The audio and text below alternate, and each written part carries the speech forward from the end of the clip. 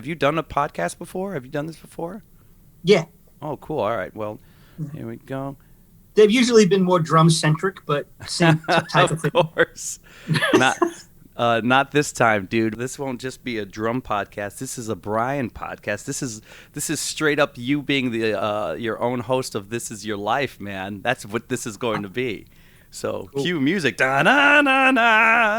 All right, we are rolling, man. So, you are listening to A Chatter of Fact. Again, these are not interviews. They are conversations. Introduce yourself to the masses, man. Say hello. Tell them who you are. Hey, I'm Brian Dunne. I'm a musician, drummer, living in New York, from New York. Can I add the word badass? I'm going to put badass. If you had a card, folks, it would say Brian Badass Dunne, musician. That's right, man. Brian Dunne, drummer for Hall & Oates. A lot of you guys probably know Brian from Live from Daryl's House. I'm such a huge fan of that show, man. I'm so glad you could still find bits of it because sometimes it's on, sometimes it's off. And thank God for YouTube and the website. But the thing about Brian Dunne, folks, is first off, the dude is a badass player. Like, as simple as that. When you're doing the Live from Daryl's House in particular, you probably don't know, who's coming through that door, who's coming through the next scene before you're getting the material to learn. And it's across the board. You can play like a rock drummer. You can play like a jazz dude. You can handle the Motown stuff, and you do it like a pro. And we can say this safely. We know a lot of people that are amazing players, but that doesn't mean they're amazing at every style. And every time I hear you play a different style, it sounds like you were born and bred in that style. So kudos to you, man. I got to tell you, it's insane. You are insanely good, and your pocket is sick.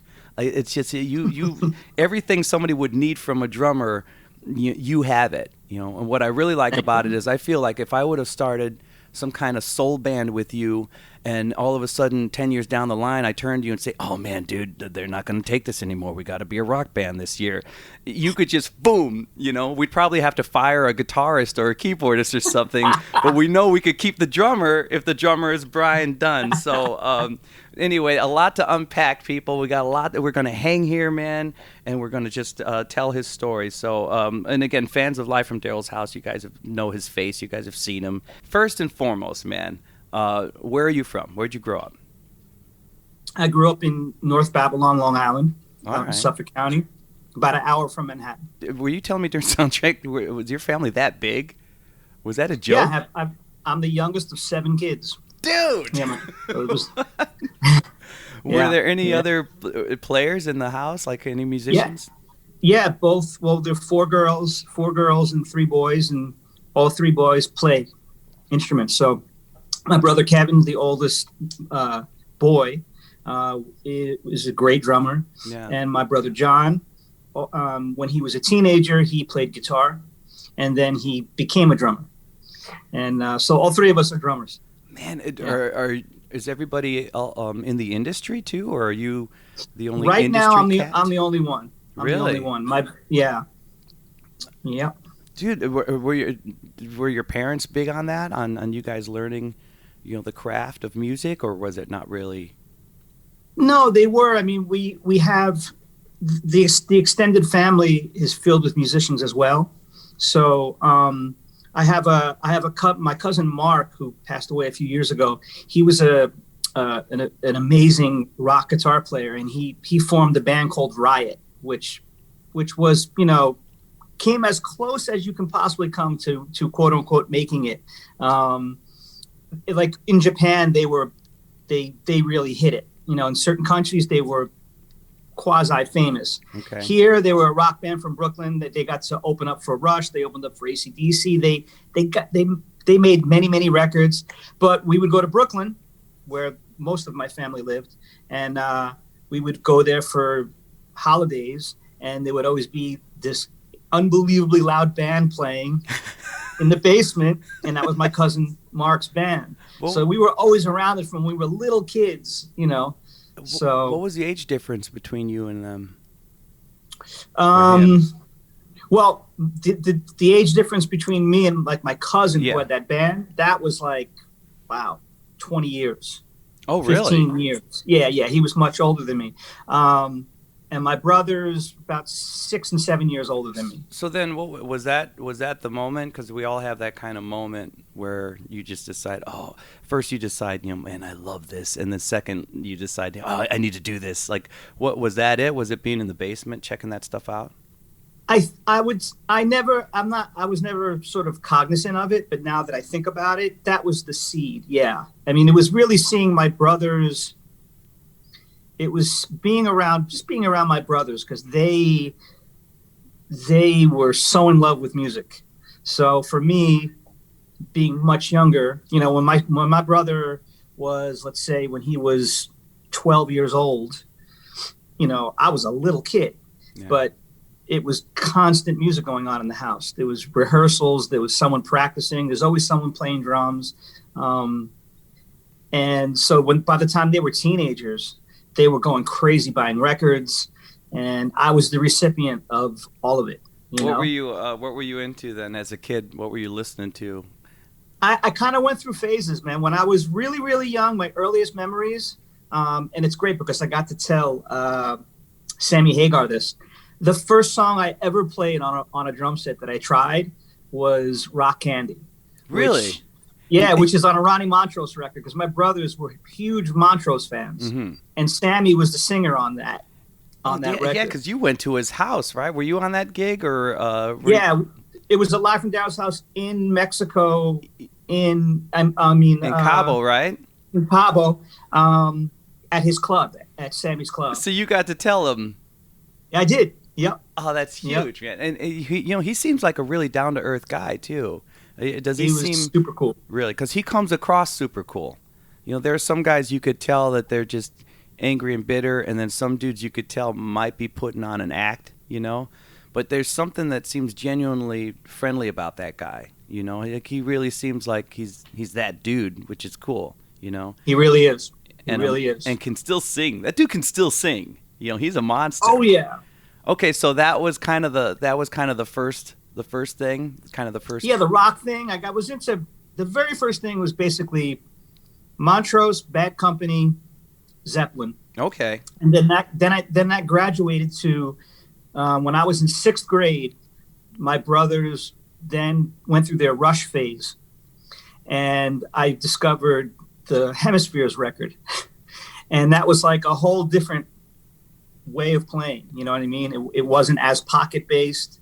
And Neil Peart was so different for me, and it was enticing because I was young, and it was like, wow, and I'm hearing all these sounds and different time signatures for the first time, and and then after that I got mostly into R&B. What's cool? There was R&B was underlying everything, because my sisters were Earth, Wind and Fire fans. Oh, okay. So there was always Stevie in the house. There was always Earth, Wind and Fire. That was an automatic. But in terms of me playing, first was rock and roll. It's funny because for especially like starting with like having Zeppelin be in there kind of early, the beauty of that is it's not straightforward rock and roll. There are some complexities and dynamics to Zeppelin, So that already starts like fine tuning your playing. But then you get to Rush, and that just allows you to intricately hit 3,000 drums, Because did you do your best to have did you have a Neil Peart kit? Did you like in my first band when I was like 16, I had this drum prodigy guy, and we were trying to do high school dances or whatever, but he had a Neil, like he had he had every drum that Neil Peart had. He just the whole. Wow. Did you try to emulate the actual kit? I didn't get that far, but I did have when I was young, I had a double bass kit even in elementary school. No rototoms? My brother had them, but I never had them. Do you think that affected even like the way you played when you were into that? And I don't mean when you're trying to do the Rush tunes. Did it for a minute kind of cross over into anything you tried? Here's where I'm going with this, man. This guy was so hooked on Rush at that time, but we had to do other stuff. And then we did, I'm pretty sure it was My Girl. We were just doing a simple song. And oh, no. You know where this is going. And he had, I'm pretty sure the count was maybe 3,000 different drums. in his kit. And he had this, we went into whatever, we're resolving a verse of My Girl, whoa, whoa, my girl. And the dude would start here and hit every single drum, end up right there. And then while he's there, he's for the next fill, he's like, well, he would start from the other end, and he hit all 3,000 drums like one way to the other, and you could tell, okay, this dude's he's having a hard time, transferring style to style right now. Did you ever notice that, like when you're locked into like a Rush mode and you're focusing on that? Did you ever find yourself like pulling almost too much at first and then figuring it out? Yeah, I mean, definitely. When I was younger, I was obviously, I my maturity grew musically, but I've never been one to, maybe because I had my brother sort of as a watchdog. He wouldn't put up with that. You know what I mean? Remind me what he played again? Drums. Oh, okay. And really, both of them are drummers, really. And the older one who was always a drummer, he was sort of a watchdog, and he was so many years ahead of me. When you're 10, someone who's 17, it's like another lifetime. Yeah. So those 7 years are huge. So he would. If he heard me doing things that were kind of ridiculous, it was like, no, you don't know. That's fantastic. Dude, we're doing wonderful tonight. And I say yes. Yeah. None of that. He put a stop to that. It's so important to have anybody, they have to be good, and they can't be jerks, and they have to be older and experienced. And if you have somebody who's experienced and who can give you some wisdom, man, it's just I think without it, it's harder to get where you need to be mentally as well as musically. Like we just need that so much. My fans or my listeners already know. I started out working with like 50-year-olds when I was a kid. As far as learning from them, man, that's huge. Takes ego out of the game too, because ego's a mess.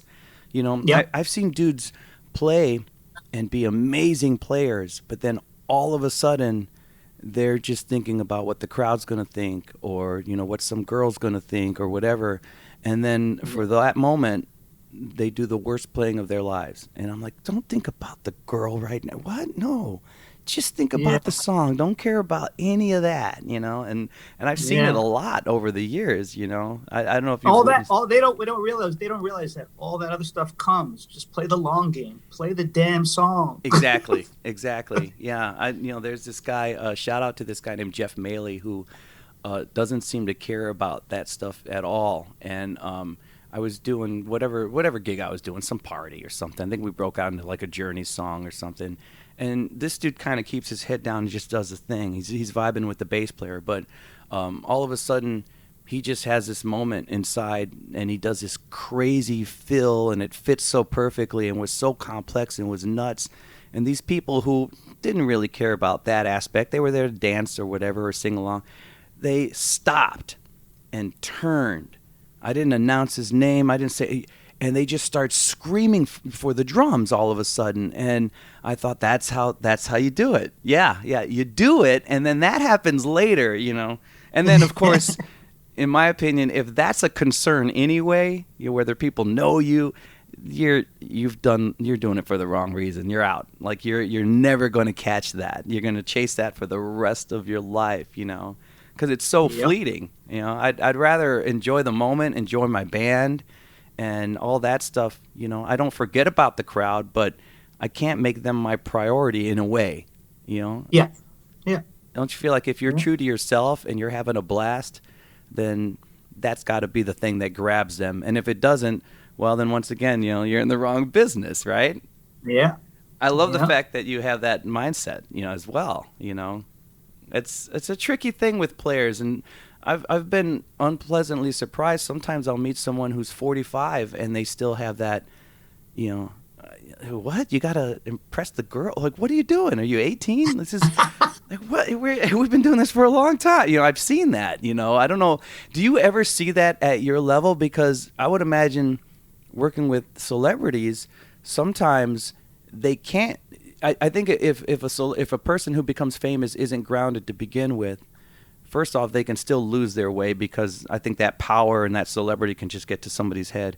But if you're already not grounded, then forget it. I think you're screwed because then you're into this fantasy land. I don't know how often you see that where you realize even somebody who's been doing it for 20 years, like, oh man, that ego's out of control. Do you still see that kind of thing, or are you seeing more well-adjusted?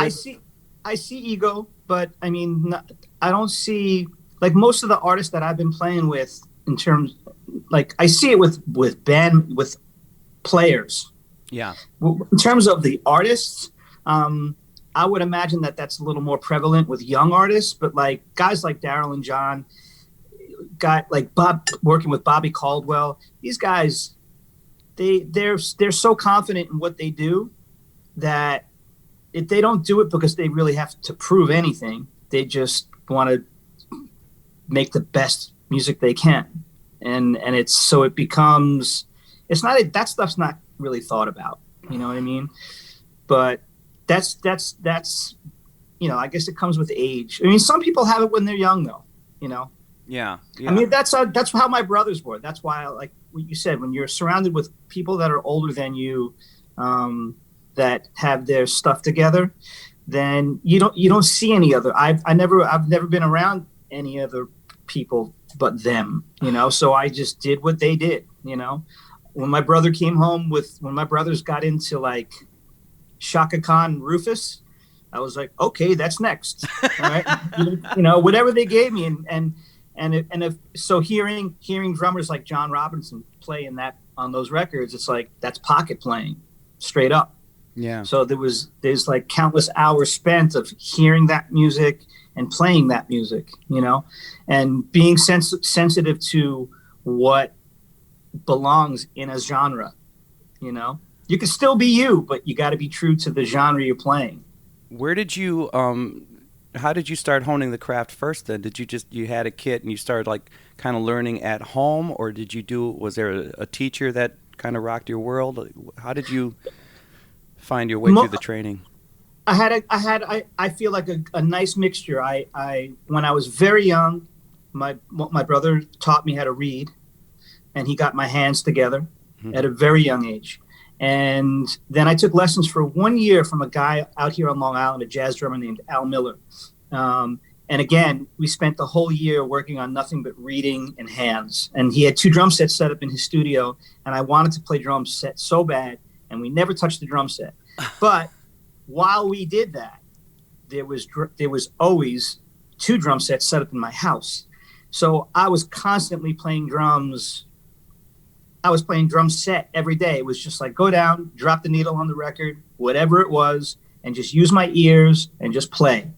But then I had the other end of it, which was pretty intense training and reading. And so it worked out. You can be fine with just playing. You absolutely don't have to read music. You don't have to take that path at all. But if you have both, it's proven to be really valuable for me. Yeah, I've noticed that it seems to be the most dangerous folks are the folks that can do both, But at the same time, some of the most talented people I know, have never taken a lick of, music. So it's interesting, man. Oh, that's cool. Yeah. So wait, how old were you when you worked with the jazz dude then? Do you remember? I was in 6th grade. That was like during the time I was like playing along with the Hemispheres record. So you must have freaking loved it because that's a lot of focus, you know what I mean? Because it's like the longing to do it and then the thrill of hearing yourself play is awesome. But then once you get into the finer points where you have to, I'm seeing it with my daughter now who's taking piano lessons, once it's no longer easy, it becomes that choice. You can hang with it, or not. And was that tricky? Like you had to really love it to go through that. Yeah, you had to be hungry. I think I did. I mean, there wasn't a lot of pressure here. Like when I did the reading and that stuff, it was a lot of it came natural.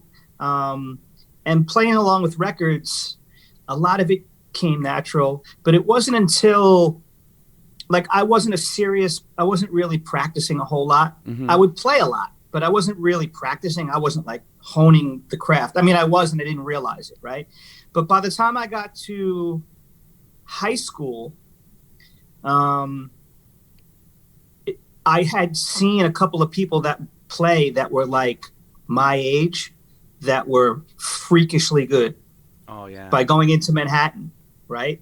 And then that's when the light clicked on. It was like, oh my God, if you actually want to do this, you got to do so much better. So I feel like I lost a lot of years where if I would have gotten serious earlier, it would have been, who knows? I don't know if I would have been, if I'd be better for weird. it. But it's weird though, because when you're hungry for something, you can't help but learn though, right? Because you probably still inadvertently all that time in the basement, in that time you figured out something else, that maybe a trained person may not have time to figure out. You figured out your sound and your hit, you know what I mean? Yeah. And your style and what to bring out of each drum, So it's kind of interesting how it seems like, as long as you're attacking it on some front or another, some good stuff's going to come out of it, right? It's the focus.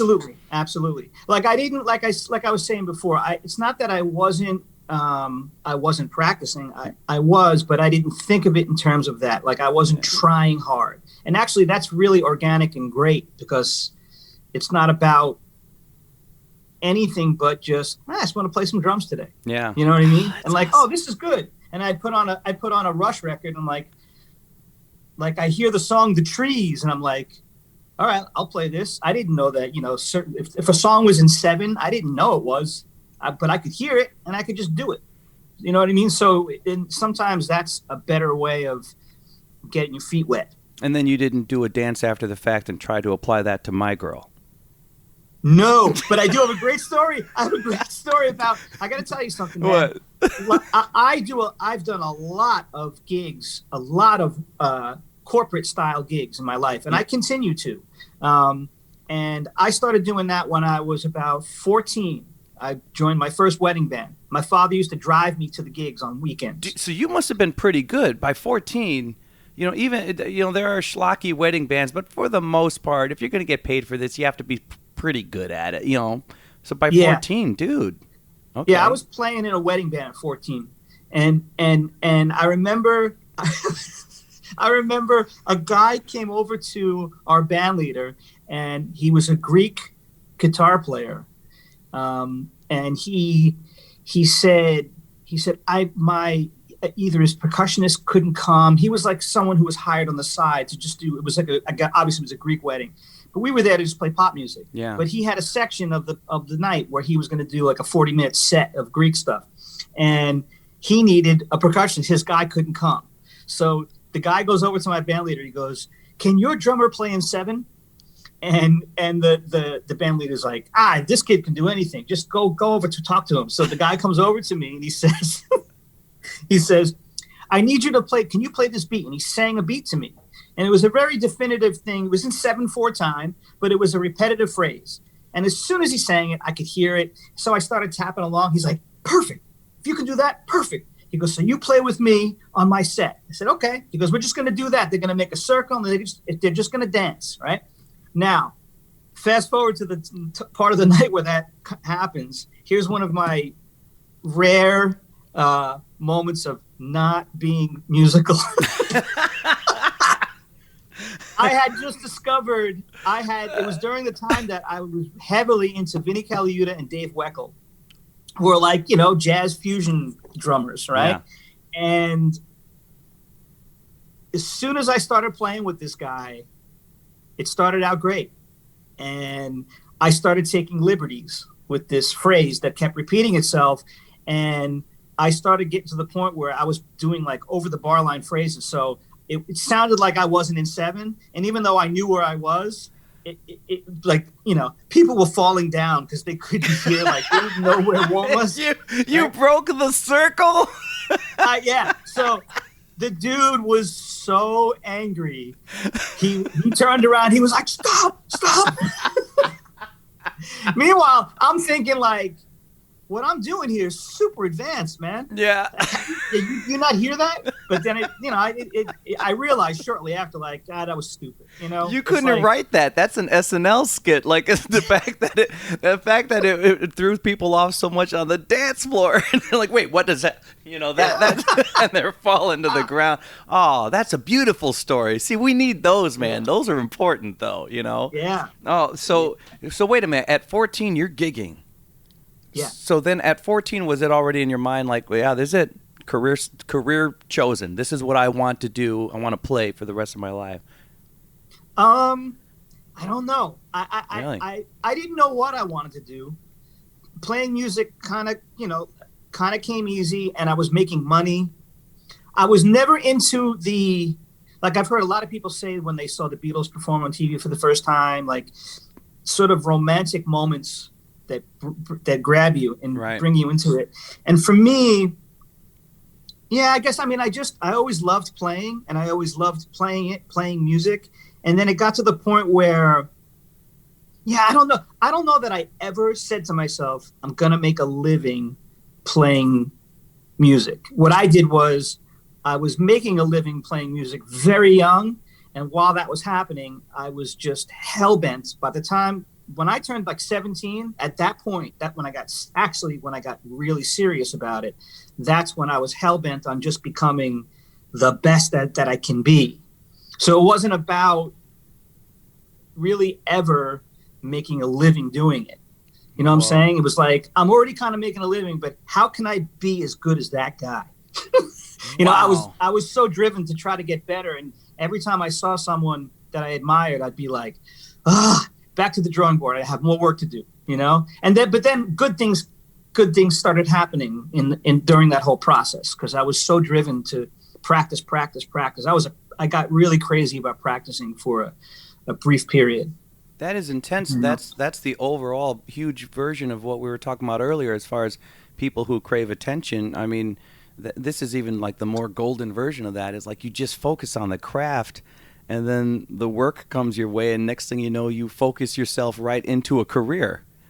Yep. That is the storybook version of being a musician, I think. Like, that's as good as it can get, Man, your mindset, dude, at a very young age was in the right place. Like, that is nuts. You're allowed to be probably a jerk in every aspect of your life, because you're like, no, I got this. I got this dialed in, so...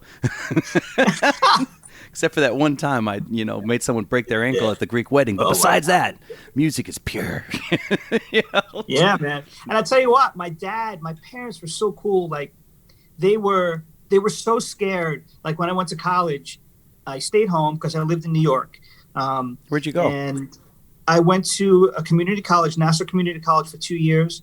And then I went to Long Island University for another 2, and I got a bachelor's degree in music ed. So I'm certified to teach K through 12 instrumental band. Nice. But I did it to sort of acquiesce to my parents' wishes, because the thought, like, I was going to go to Berkeley, and they were just like, my parents, and my brother had already gone to school for music ed as well. He became a music teacher. And it was blowing their minds that I would even consider going to school for music. Like, what are you going to do with that in terms of, like, how you're going to make money? Yeah. Right? Even though I was already making money, but, like, it was hard for them to grasp onto that. So they basically, in a very cool way, I think, they didn't forbid me to do it, and they didn't say you have to go for ed. But what they did was, I guess my dad was kind of testing it out, and they swayed me toward getting the ed degree. And I was like, well, I'll do the ed degree, but when I'm finished with the ed degree, this is not stopping. And while I'm going to school, I'm going to Manhattan every night. I don't care if I get 2 hours of sleep. I'm going to be in that city every night. I'm going to be practicing for hours. And then when I finish, then it's going to get more intense. And I was just like, it's the way it's going to be. And the thing is, I did it. Like, I finished school in 4 years, no summer school. I had like 21 credits a semester. And when I finished, and my father saw how crazy serious I was, he came to me and he was like, okay, so you got the degree. If getting up in the morning and practicing all day, if getting up in the morning and practicing for 9 hours and then eating again, and then going into the city to hang out, to watch someone else play. If that's what your job is, that's your job. And you're cool being here with that.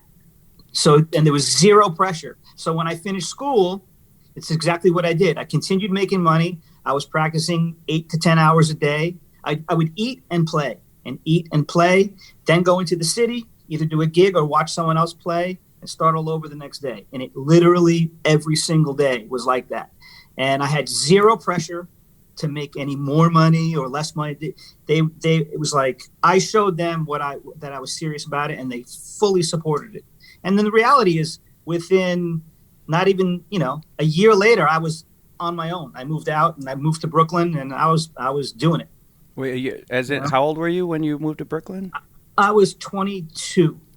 Dude, we could be best friends, because that hits me, man. Because when I was chasing the record label thing for a long time, but at some point I was going to school and the majors kept switching up. I started out as an English major, and then I got lucky enough to do some Chicago radio, so then I better study radio, and then I studied film, but it was always singing, And then all of a sudden these producers from different labels were coming out, and I got to work with some cool people. Tom Washington, the Phoenix Horns. I don't know if you know Tom, but I couldn't believe it. Like I'm singing for his arrangements. The dude arranged September and I Want You Back and all this. Wow. But it's just, man, we just became brothers because there's a moment. It was my mom, not my dad, but my mom actually said, "Listen, if you're just like on the couch all day saying I'm going to be a singer, you're getting thrown out of this house. But every day you're going to the studio, and every day you're going downstairs and practicing, and you're writing, and you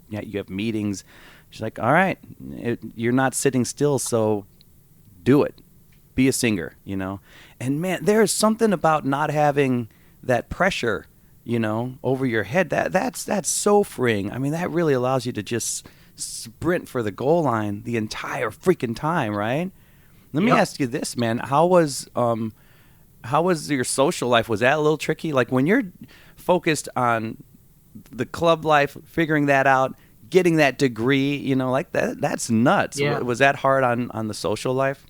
It was like in, my social life in high school was like killer, right? Because I wasn't really working that hard, and this just came easy, right? Yeah. For the level that I was at there. The next 5 years, like zero. Yeah. Zero. I mean, I had a social life in terms of the people I was around. I was around the people that became my peers, musically speaking. Right. So I was around people, but that's kind of where it started and ended. That was it. And then, is there anything better than that anyway? When you're the kid, when I was a kid, my dad was an old school soul singer, and all of a sudden I had my friends, but being like 13 and just hanging around with these 50-year-olds while they practiced, I just wanted to be one of them so bad. And then moving down the line, I'd always meet some singers, or some jazz dude would take me under his wing or whatever. And all I cared about was being with them, because I wanted to be what they were, and I liked the way they did. It's like after a while, the joy of that almost takes up the time of like, hey, what are my boys doing? You know what I mean? Yeah. Like it's funny though, because your drive, man, it's really impressive, dude. Oh, I'm glad we're talking. I'm glad I'm learning this. I'm glad everyone's learning this, because your drive is you're like a Jerry Seinfeld of drumming. That whole, I don't know if you've ever heard any of his tales or saw any of his documentaries on being a comedian, but like that's what he did. Yeah. You have that same mindset, that same drive. Like you're the Jerry Seinfeld of drummers, man.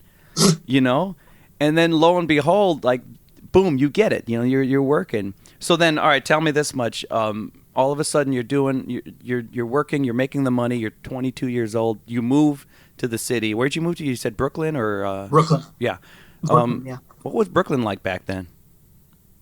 Great, man. Yeah. Great. It was great. I mean, so many things about it were great. The food is great. There was so many musicians that lived there because, everybody.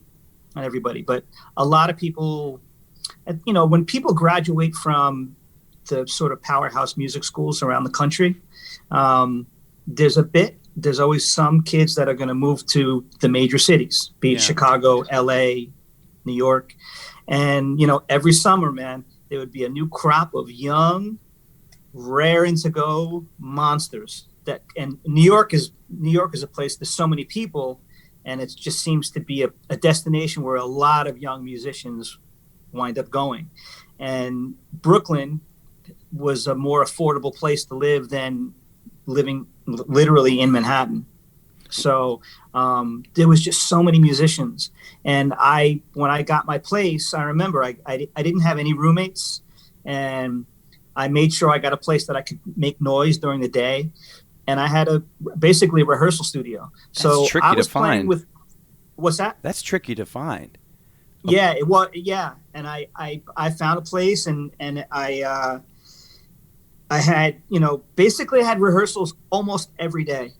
I was meeting new people every day. I mean, people were coming over to play. And at that point, that's when I was way more into jazz. I was playing almost no music with vocals, actually. I was playing a lot of fusion and a lot of straight ahead jazz. And in those days, everybody would just come. Guys that wrote their own music would come with charts. And I was just constantly playing new music with new people virtually every day. Wow. And then I had a core group of guys that we were kind of into the same stuff, and I played with them more often. But it was so ridiculously fertile with players, young players that didn't care about money, and you know, that was another cool growing process, because it was like sink or swim. Everybody you're meeting, like the guys I were meeting, they were all, you know, Monsters. More than capable. Oh man! Yeah. So then, where did the R&B thing come from? Because you were talking about kind of the rock thing and the Rush thing, and then the jazz focus. So at what point does like the kind of Earth, Wind, Fire-ish or any of that stuff like enter your heart? Like the from the very beginning, the R&B thing was always there. The first playing was rock and roll.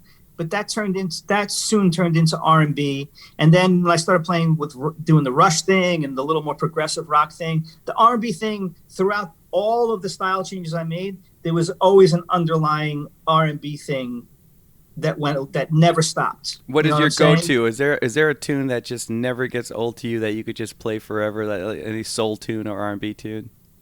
Oh my God. Yeah, now it's getting deep, I can Brian. tell you what. I tell you what. If I just can go by the recordings that I find myself always going back to, is live Donny Hathaway and Stevie. Like I remember we had the Musicarium, the greatest, you know, like was like greatest hits, Musicarium Volume 1 and 2, I think. I can remember playing Master Blaster like 100 times in one day. And Earth, Wind, and Fire, like those three for me that's the big three for me: Stevie, Donny, and Earth, Wind, and Fire. Earth, Wind, and Fire for me it's like they just cover all the bases, man. To me, it's perfection. It's impossible to be better. It's crazy. Did you have, you know, my parents, you know, I was brought up in a lot of obscure soul stuff, and they didn't have a lot of albums. But there was this one like greatest hits Earth, Wind, and Fire album that I felt like almost everyone had. It was like kind of reddish, orangish with like a yellow. That album I think changed everybody's lives. Anybody that owned that, like you were done. Like that was the album. I think I wore that album out. You know, because certain tunes they didn't blip on my radar a lot, like Reasons or something like that. I thought, this is the most beautiful, complex thing ever, dude. I saw them. Oh, man, whenever it was early 2000s. Maurice was actually still with them, and I might have told this story before on the podcast, but I saw them at a small, like, 3,000-seater because they were just doing small theaters to kind of hone the show, because it was like a year later that suddenly they were doing huge venues, and then they're on, like, Sinbad, Summer Bash, HBO special, whatever it was. But they could barely fit on this stage, and they still had some gas in the tank. You know, everybody, you know, can lose a little bit. They still have a great things to say right now. But at that time, even Philip Bailey, he would do such high notes in the recordings, and then there'd be a live recording where he'd go even higher than that. And then all of a sudden in 2000, he's like, well, I better go higher than that thing that was higher than the other thing. It was insane.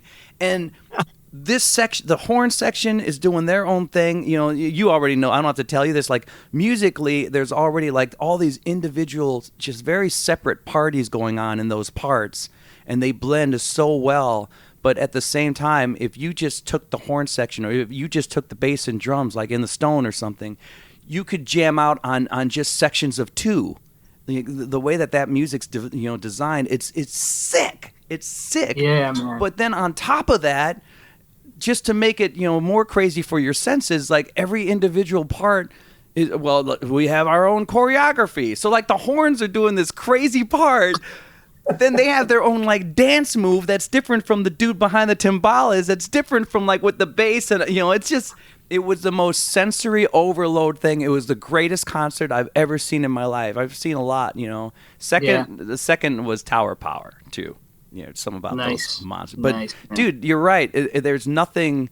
The content, dude. Yeah, you can be the most sophisticated muso and be fully satisfied with them. You can know nothing about music and just be a melody guy and be fully satisfied. Like, it doesn't matter. Everything they cover it's sick, man. I got to be around Maurice for 2 weeks, like 8 hours a day. What? Yeah, the one Broadway musical I did was called Hot Feet in Manhattan. And it was the music of Earth, Wind and Fire. And Maurice White, like usually when a pit band gets put together for Broadway, it's done by contractors, and there's only a handful of contractors that basically run Broadway. Mm-hmm. So if you've never done it, if you haven't even at least subbed on some Broadway, you're not known to these guys. They're not calling you. It's like it's a very tight knit group. And Maurice was like, "Oh no! If my music is getting represented, I'm going to take part in seeing who plays it."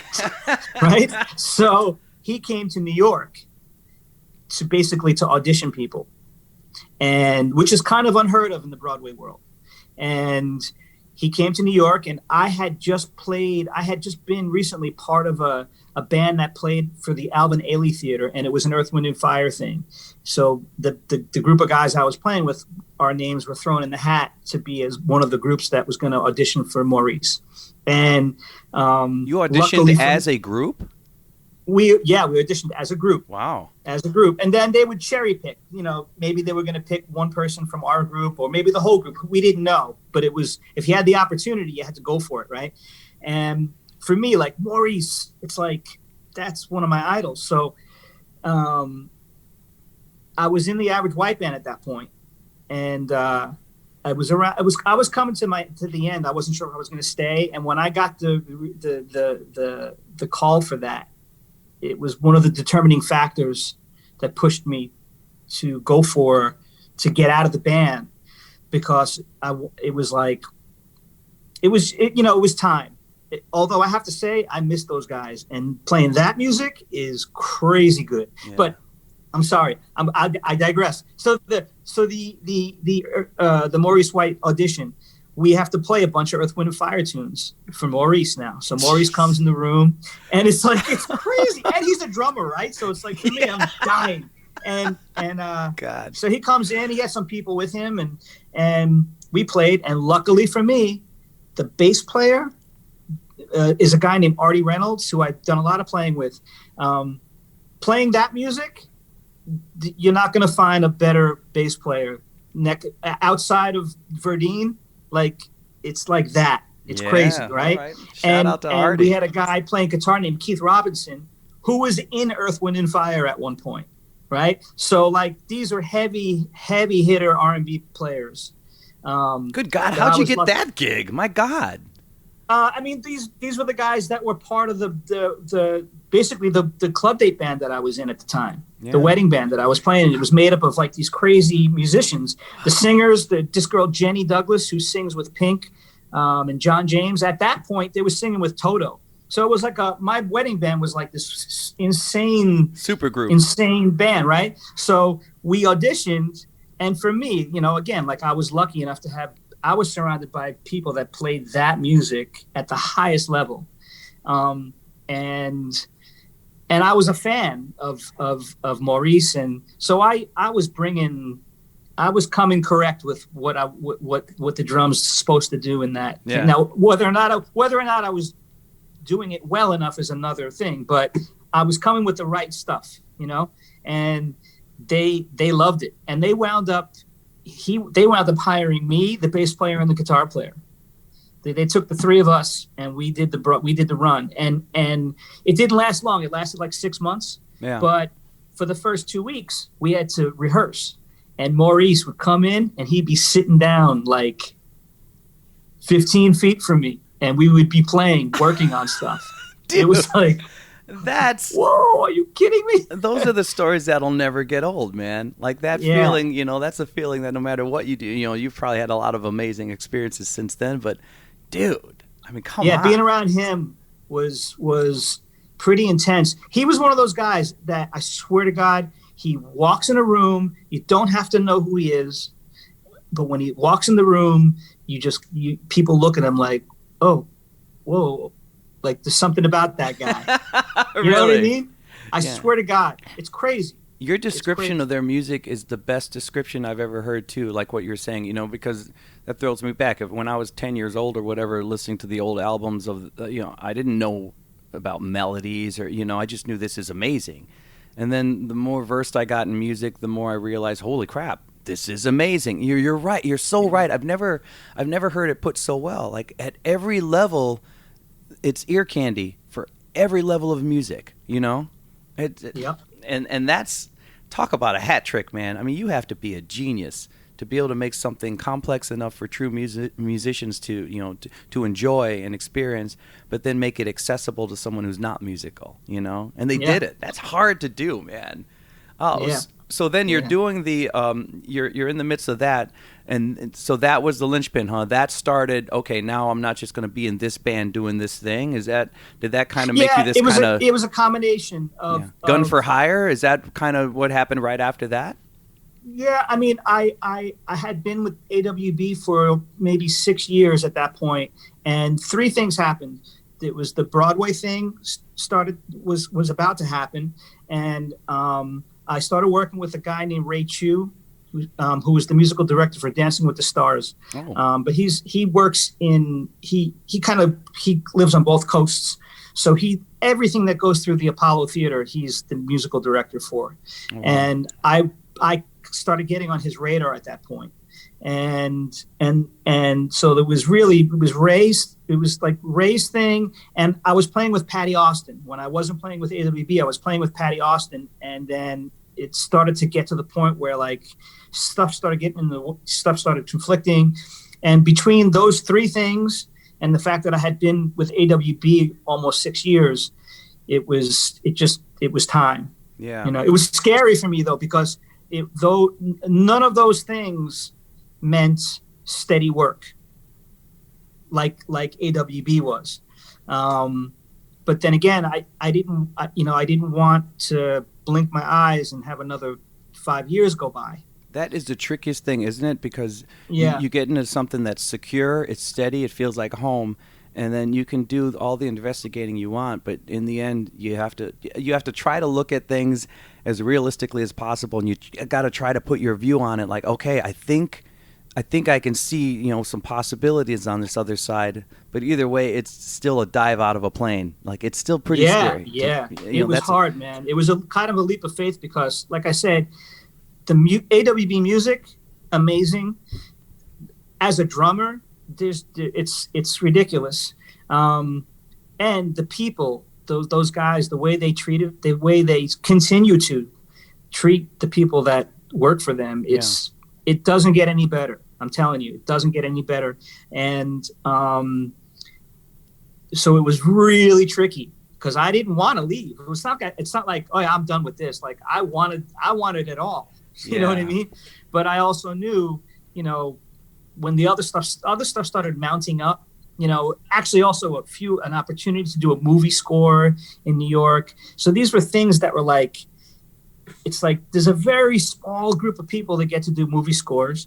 There's a small group of people that get to play with a guy like Ray and shit, Patti Austin. Like, are you kidding me? Yeah, that's like this. She's crazy. So I didn't want to start letting too many things go by without, at least giving it a shot. So I figured I was young enough still to go for it. Let me ask you this: did you have was there anybody that helped you with that choice? I had to make a similar choice to go from the local, South Side of Chicago group to like the corporate world, and I didn't know that world, and I was thinking about it, and it took me like 3 months to tell this guy yes and all this stuff, and then I went to my dad, who was actually singing in the group or sang in the group that I was still working a lot in, and so he founded the group, and he's basically saying, what the hell's wrong? Go! What? This is the Chicago ticket. Go! No, you go now! And that I kind of needed that voice because I was scared, man. I was scared, and it's a life changer. I'm not anywhere near you are, but I'm a very comfortable middle class musician, doing it for a living, great opportunities, traveling the world, all that stuff. But I don't know, like without that kick in the pants, I don't know if I would have maybe been guessing for an extra month. Maybe I would have taken too long because I was scared to make the choice. Were you able to just do that? Just be your dude in your own head saying go, or did somebody kind of help you along too? Did you have any inspiration for the choice? No, I kind of just did it, but I was scared. Yeah, I was scared, and I remember even going to talk to Alan and Ani. I was freaking out.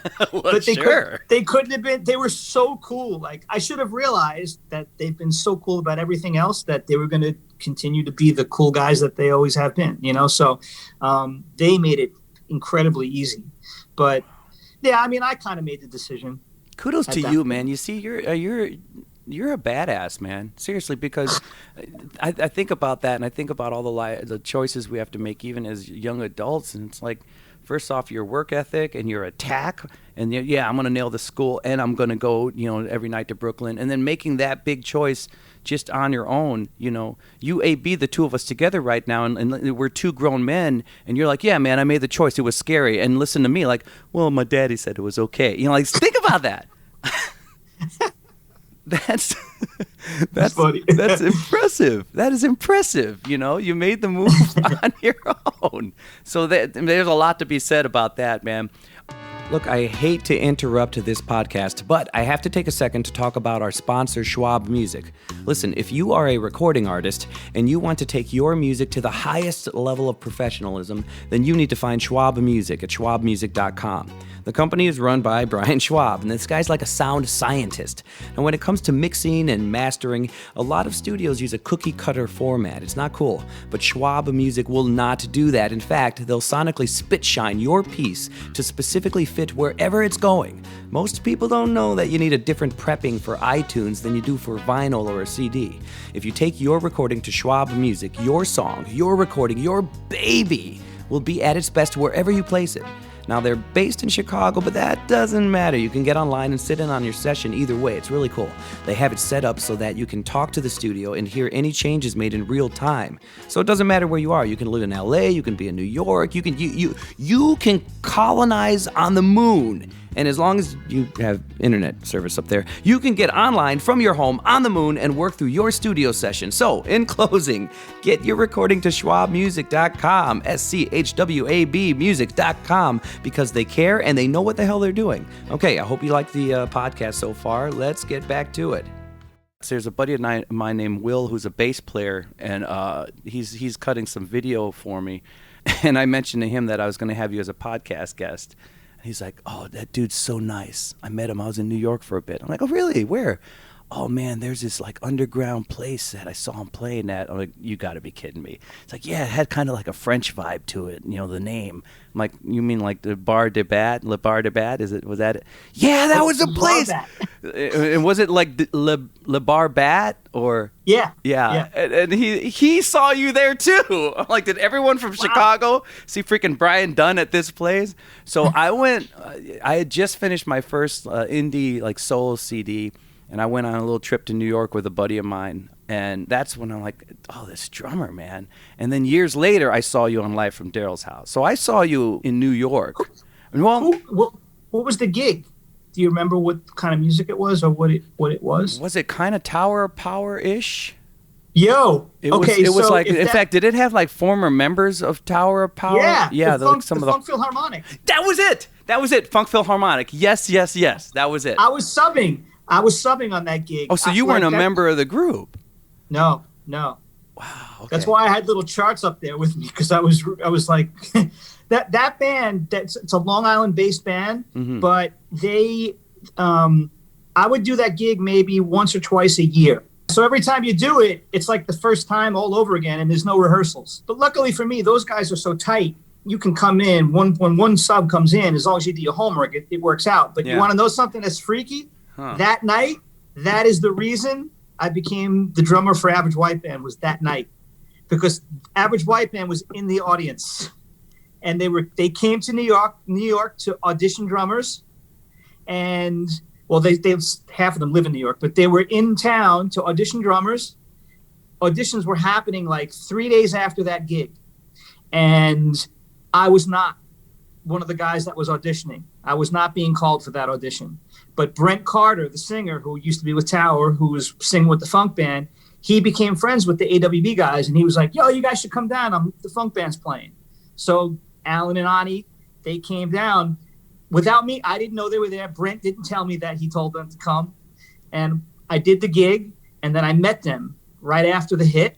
And the next night, the sax player called me. He's like, yo, Alan loved what he heard, man. We have auditions, but like, I think if you want this gig, it's probably yours already. But he wants to play with you just to make sure. So like, be kidding me. I went in, and I had to go through the process of auditioning, but like, I had already won the gig. So basically, everybody else that was auditioning, it was almost like it didn't matter because of that night. Because insane. I don't even know, because it's kind of there was a place in Chicago, it was called the Underground Wonder Bar. Very similar vibe, and then I don't know, did that place have in New York, did it have random celebrities pop in and even jam, yeah, once in a while you'd see, that was a spot. So like the session players and everybody in Chicago would be there, but then all of a sudden, Clapton's bass player or somebody would just roll in the door because they knew that place. It's very similar. And I can't even remember, some local person told us about it. We were looking, we wanted to know where real music was being played. And that's where we were sent. Wow. And I think like Howie Mandel or somebody was way in the back. He was kind of hidden, but I thought he was there that night. The horn guys were on stage, and we walked up and like, hey man, we see all the horns. You guys doing like Tower Power or something like that? And then it was a sax guy with like really long hair, maybe. I can't remember. I don't know. But John Scarpula. Okay. He looks up and he smiles. He's like, oh, you haven't heard us, have you? And we were blown away. I took turns just kind of scoping everyone in this group. It was such a killer group. But then it was, all of a sudden, the Live from Daryl's House. Actually, it wasn't. The Live from Daryl's House, you looked familiar. I'm like, oh, man, okay.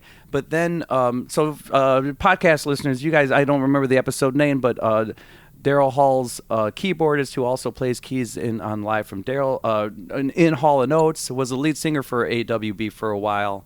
That's the first time I heard Elliot. I loved his... were you with him when he was... Yeah. Oh, wow. His last year and a half, Elliot was there. I was there. Oh, amazing. Okay. So I was a fan of him because of that. A drummer I worked with named Tracy Braun, fantastic. She looks like she could be a model, but she plays like just solid pocket and funk. Tracy Braun from Chicago. Shout out to Tracy. She showed me this live video of Average White Band. Were you on that DVD then that they released with Elliot? No, that was Adam Deitch. Okay. So Elliot just blipped on my radar, and then later on, Elliot happened to be on Live from Daryl's House and playing, and somehow him and I connected like MySpace days or something.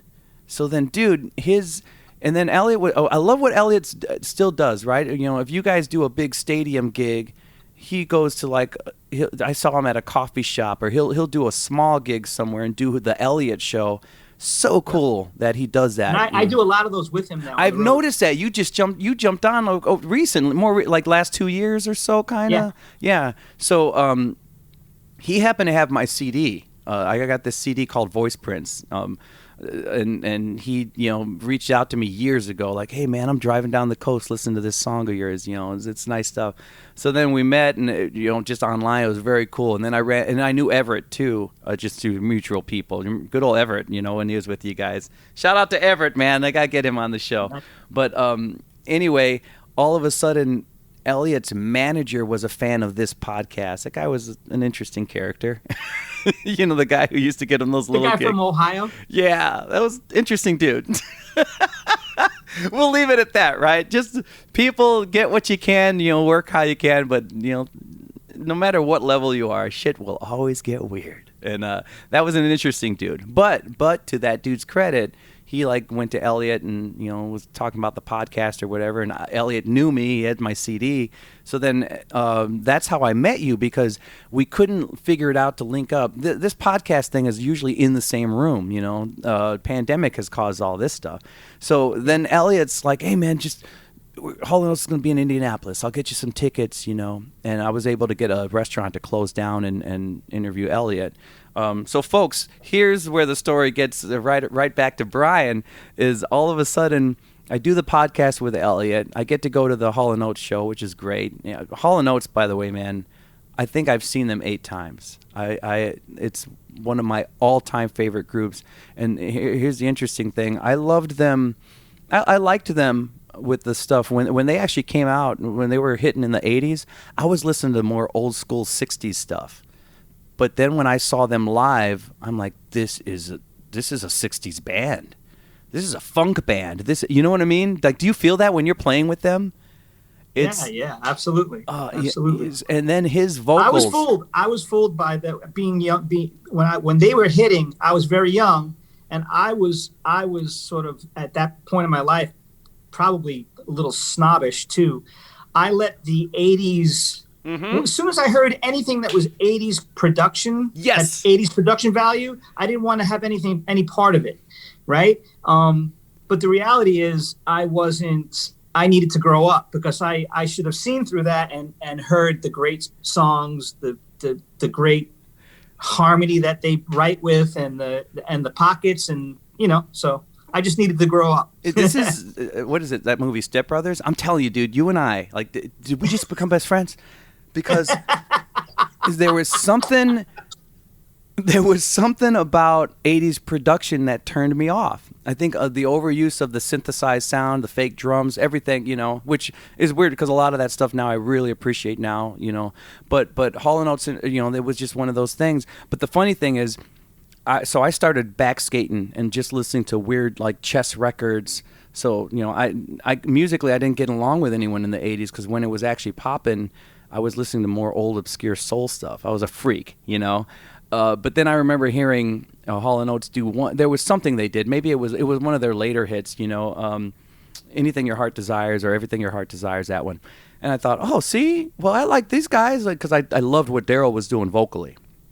You know, and I would tell everybody, like, see, I like something that's out today. I like that guy. And then I later find out that everything he does is based on old soul music. And I'm like, well, but the 80s production turned me off. And then, dude, it was well after their heyday. It was like late 90s or whatever.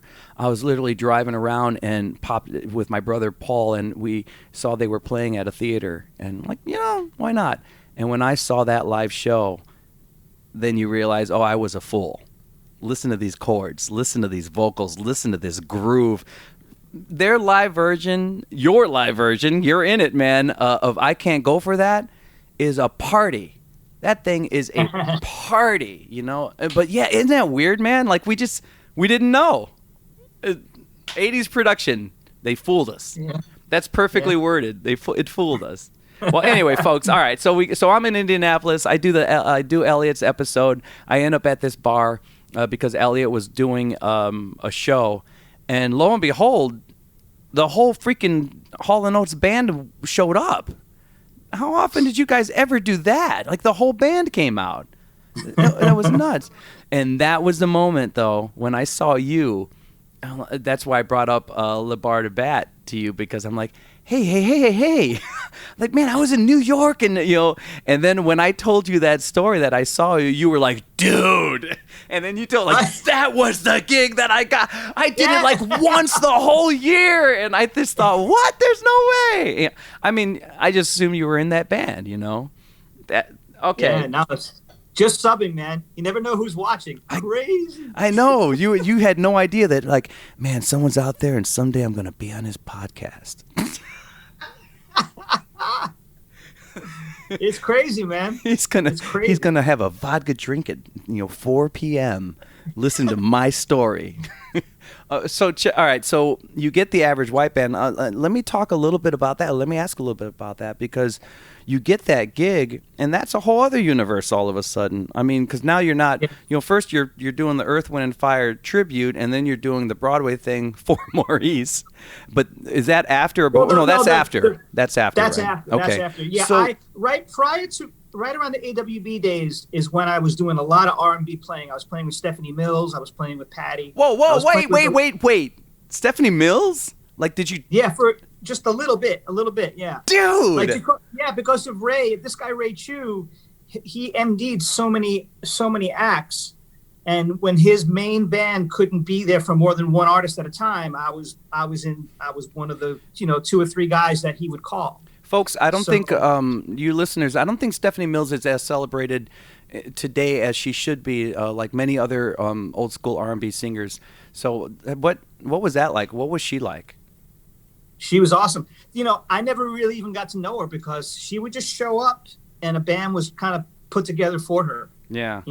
And she would recognize like the guys she was used to seeing. But I remember the first time I played with her, we did a show in it was in Washington D.C. We did a show in Washington D.C. with the Isleys, and we would play. Stephanie would walk out on stage. We'd play her on stage, right? Yeah. And she's like this little woman comes walking out and like electric, And she walks out and she's waving to the audience, and she's being played on. So her back is to us as she's walking across the stage toward the center. Yeah. And so she turns around to look at the band. And she makes eye contact with me immediately, and she goes. She looks at the MD like, "Who's that person playing drums back there?" Really? Swear to God. But the show went. It went well. So That is hilarious. Yeah, I played with her a handful of times. She was thrown off because you were wearing a Rush T-shirt. May as well have been. She's like, that doesn't fit this show. Who is this guy? Ah, damn it. Yeah. So I was in the midst of like doing those kind of gigs, and I was actually touring with JT Taylor from Kool and the Gang. Yeah. Wait. I lost your video here for a second. You did, because someone's calling my phone. Let me just hang it up. By the way, you know who's calling my phone right now? Who is? Everett. You gotta be kidding me. I fucking swear to God. Are you really? Yes. All right. So so I was on the road with JT Taylor, and I remember having to go to JT when I got the AWB gig, and I went to JT and I told him that I was going to be leaving the band. Like his band, I was actually the drummer in his band. Uh-huh. And that was another scary moment for me, and he was unbelievably cool as well. But yeah, so that was the order. It was like I was doing. Hey, 1 second. I'm sorry. Listen, man, you got to quit interrupting my podcast when I'm talking to Brian Dunne. All right, we have a podcast going on, and we can't have you interrupting the show. You understand? All right, that's a problem. That's a problem. Ladies and gentlemen, say hello to Everett Bradley. We're in the middle of a podcast, and you just come in there, bullying your way into the show. I mean, what? Come on now. Come on. Just rude. Just rude. I love how y'all do this from a distance. I can't reach you. Yeah, he loves how we do it from a distance. You hear that? Well, we're going to get you on here one of these days. But when he told me you were the one calling... Ladies and gentlemen, future guests eventually, Everett Bradley. Well, you jumped from Hall & Oates to Bon Jovi, right? That was your jam, and he's still in shock that he's on the line. It went from Bruce first. Bruce Springsteen first. Yeah. Yeah. All right. So now that he's worked with Bruce Springsteen and Bon Jovi, he's like, psh, I can cut into a show if I want to. I'm Everett. All right. I had to do this because Brian's like, you're never going to believe who's calling me. So, all right, man. Anyway, we love you, Everett. We just want to say hi. All right, y'all. Tell him I'm calling him in a little bit when we're done. He's going to call you right after this craziness, all right? Take care, man. Had to do that. Nice. Yeah. He's a great guy too, man. He's a talent, you know. And that's a soul that I like, you know. This is a party at this point, you see? Right now. This just turned into a party. I really want to get into the Average White Band thing though. Like, talk to me about that. You know, that's an epic band. In some ways, you know, they get a lot of respect, but in other ways I feel like they're not. They should be well known in you know, overall music pop culture, but more than they are, because they are just phenomenal, you know. So talk to me about being in that group. No, just some of the best years of playing ever for me. Really? You know, the lineage of drummers that did it before me, you know, everybody that's been in that band has been a monster. And especially the original two. I mean, Robbie McIntosh, who was the drummer on Pick Up the Pieces, 23 years old when he passed away. Really? Wait, how old was he when he played the part? When he did, he passed away not too long after that record came out. I didn't know that. Yeah. So he was, and Robbie was the guy. You know, they all lived in Scotland, and Robbie, not until I joined the band did I find this out. He was sort of the American R&B authority. He was the guy that when they would have their band rehearsals, he would say, when we get to the top of the verse, I'm going to hit the snare drum twice on the one, and that's when you guys got to break it down. Like he was sort of directing things. And most people, when you think of Average White Band, you think of Hamish and Alan Gorey, because they were the lead singers and they were the primary songwriters. But Robbie was the guy. No kidding. The drummer. Robbie was the guy that they would look to, and he had a huge impact on their sound and everything about what they did. Talk to me about this then. When somebody comes in, when he leaves, then, because I just assume Alan is just kind of calling all these shots. When someone like him, if Robbie leaves. How do they make that? Are they just holding on to like a lot of his arrangements and ideas, or you know? Well, that and the guy that replaced him is like a legend, Steve Ferroni. Okay. Yeah. So and then Steve wound up doing, playing on a bunch of records and other hit songs, and so I mean their drum chair, for the beginning stages, the first maybe 10 years of that band. As we know them, it was two legendary drummers. Yeah. So, and then everybody that followed was, because they laid the groundwork down. Anybody who's going to play that stuff, you have to be able to deal. So, they were amazing guys to be around, and they were doing it. They were really, really doing it for the right reasons. To me anyway. Like they just loved to play music, and they wanted to do it great every night. And they were not sick of playing. Like if they had to play Pick Up the Pieces, it was like, oh God, we got to pick up the pieces again. No, they were like, and John and Daryl are the same way.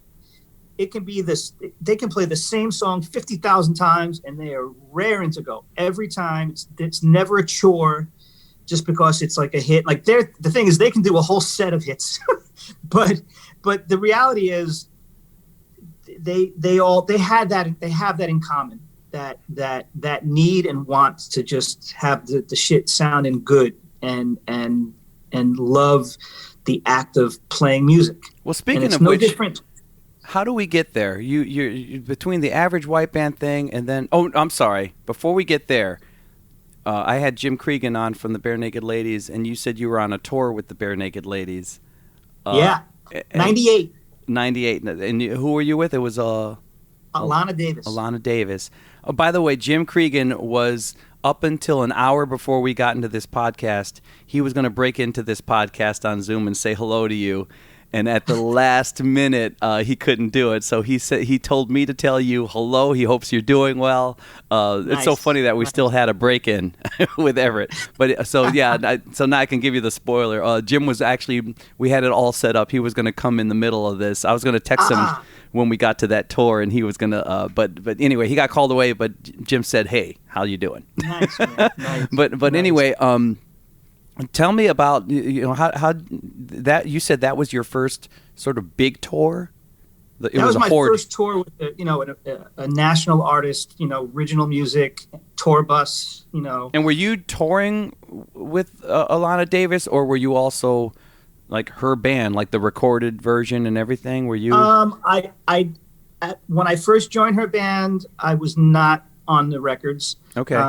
She had a song called 32 Flavors, which was an Ani DeFranco tune that she kind of redid, and she had a hit with it.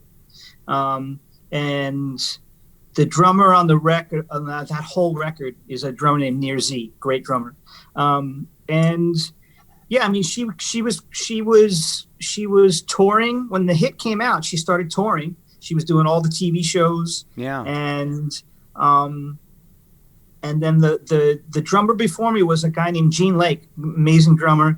And when the spot opened up, there was sort of a cattle call of drummers to come and audition, and I auditioned, and that was my first experience, getting on a tour bus, and we were open, we did the Horde Festival, which was Blues Travelers thing, and Bare Naked Ladies literally single-handedly saved that tour, I think, because it was when they were at their peak here. They blew up in '98, and I think the numbers would have been nowhere near what they were had they not been there. So, interesting.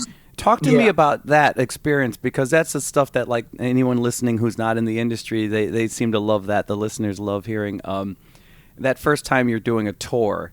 It's all of a sudden this is a unique experience. What was it? What was the thing that wowed you the most? Or like, this is crazy, whether it's tour bus or whatever it is. You know what I mean? It's the stuff that.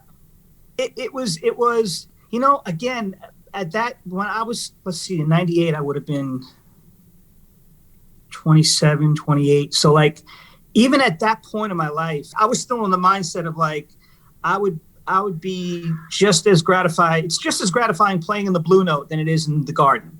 You know what I mean? Oh, dude. So, and her band was kind of like that too. But for me, it was, what was eye-opening for me? I realized that I'm not fully made for this touring thing. And that is, after about a week of being on that tour bus, I was like, when am I going to be back in New York? You know what I'm saying? Yeah. And everybody I was meeting out there on the road, it was like, woo, man, we're out. And when I toured with her, we would go out for like 3-month chunks. It was like real, like, long runs. It was all tour bus travel? Yeah. And they treated us well, but it was heavy duty, like, real deal touring. And even when I was young, I was never the guy that was in the back of the bus like, woo. I like to go places, but after about 2 weeks, that's like, I want to go home. Yeah. You know what I mean?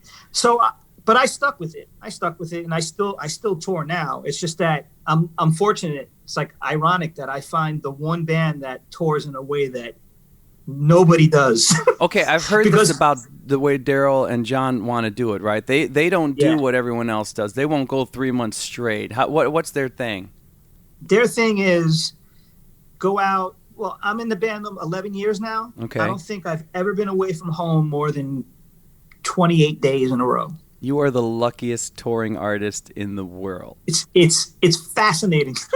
But they treat us they treat us overall, with all things considered, whether it's money, hotels, days off, all that.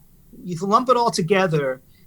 They do it in a way like it's a band of that stature, which they are, but that's announced like a year-long worldwide tour. Only they do it in like 4-week increments.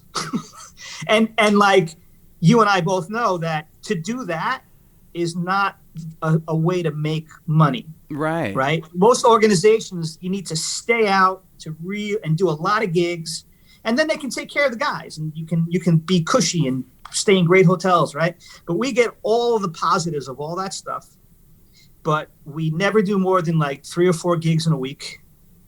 And it just couldn't be. It's just cushy and everything about it says world tour, and it's 1987 and they're on top of the world. Only they do that right now. And he doesn't know any other. Daryl and John, they don't do it any other way. It doesn't matter. Even if it means losing money.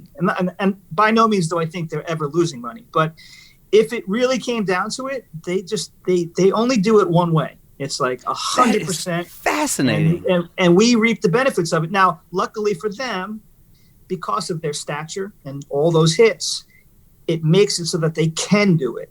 Right. But a lot of people, for the few other acts that could do what they do, most of them still don't do it. And these guys, they want to go out and they want to play music.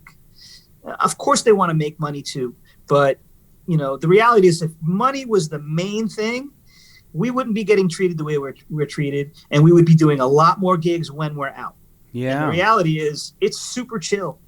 It's amazing. They have the career that I think everyone would dream of because they had the thing where they blew up. They actually went through those years. There's such a there's such a list of discs before, so many albums before they became a household name.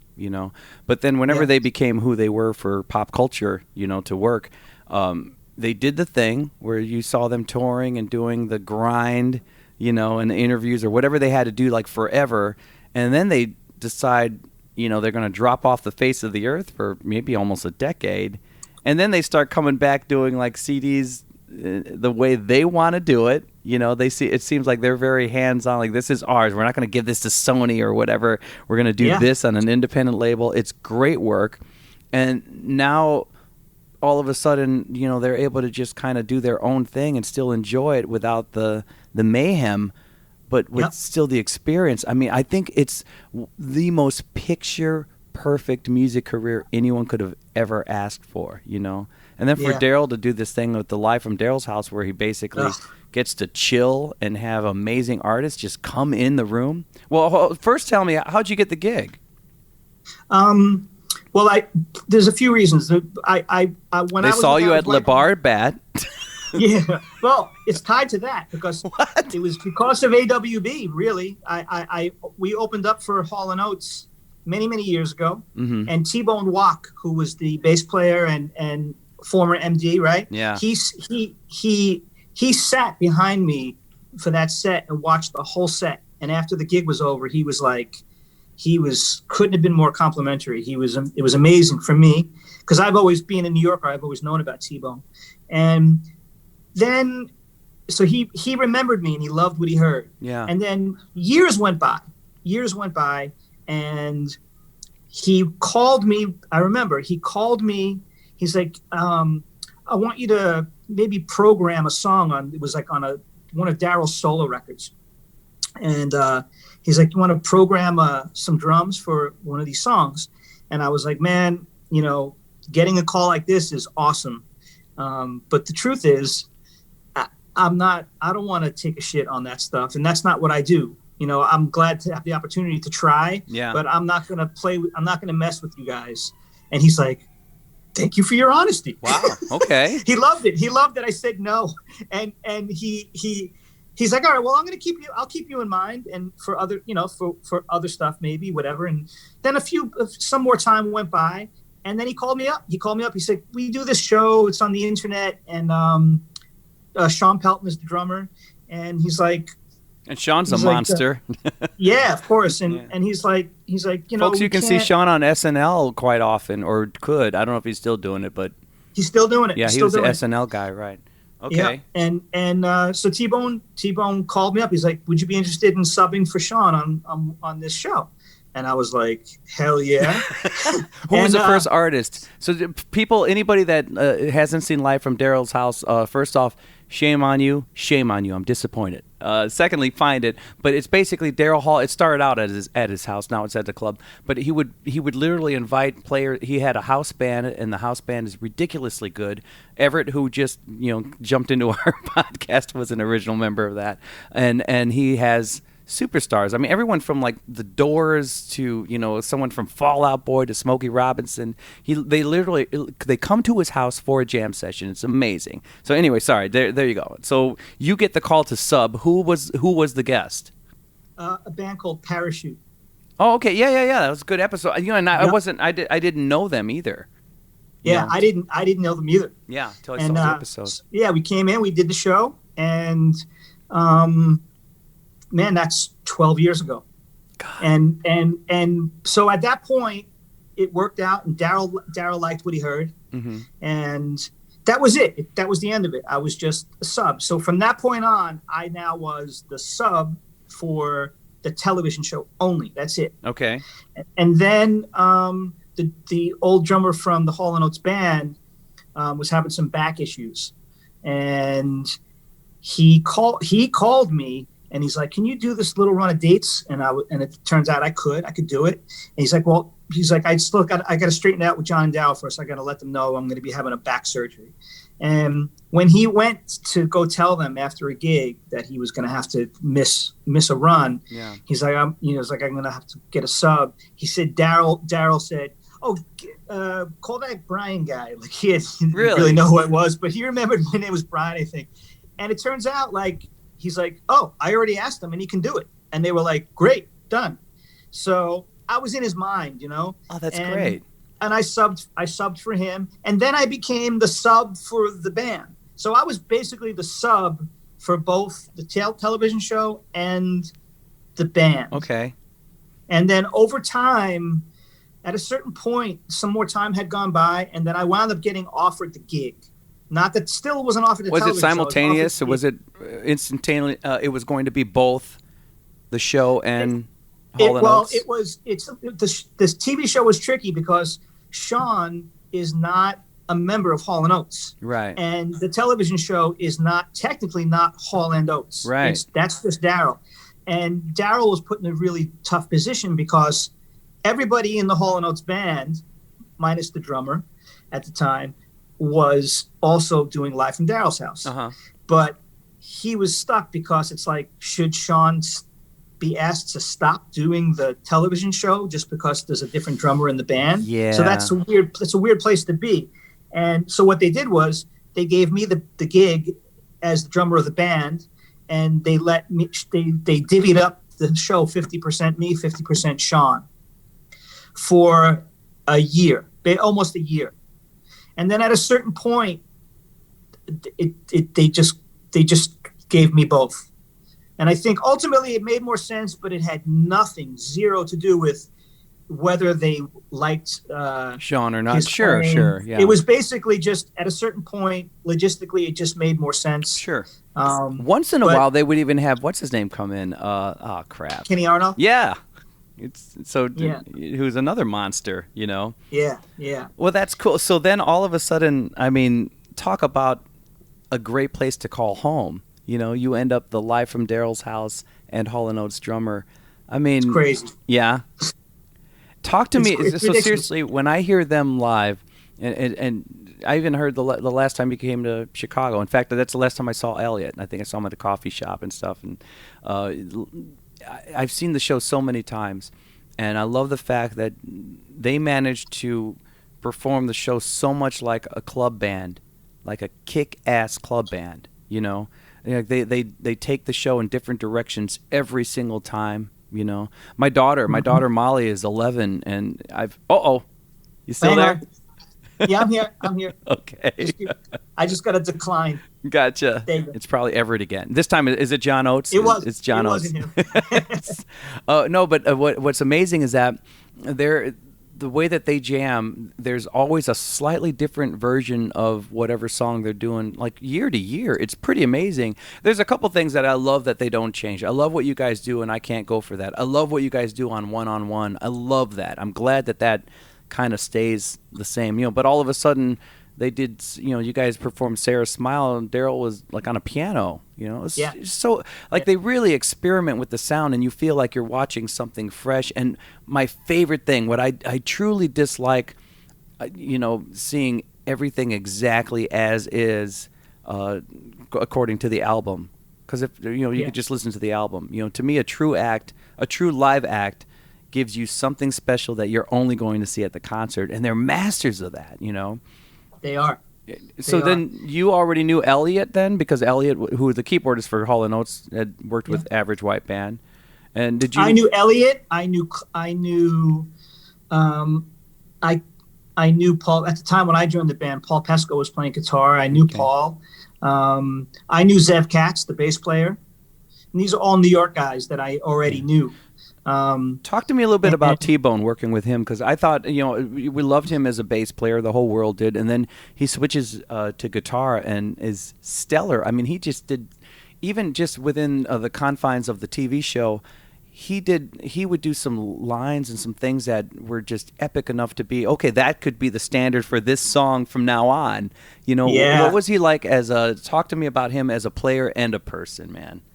Amazing, ridiculous player and ridiculous guy, person.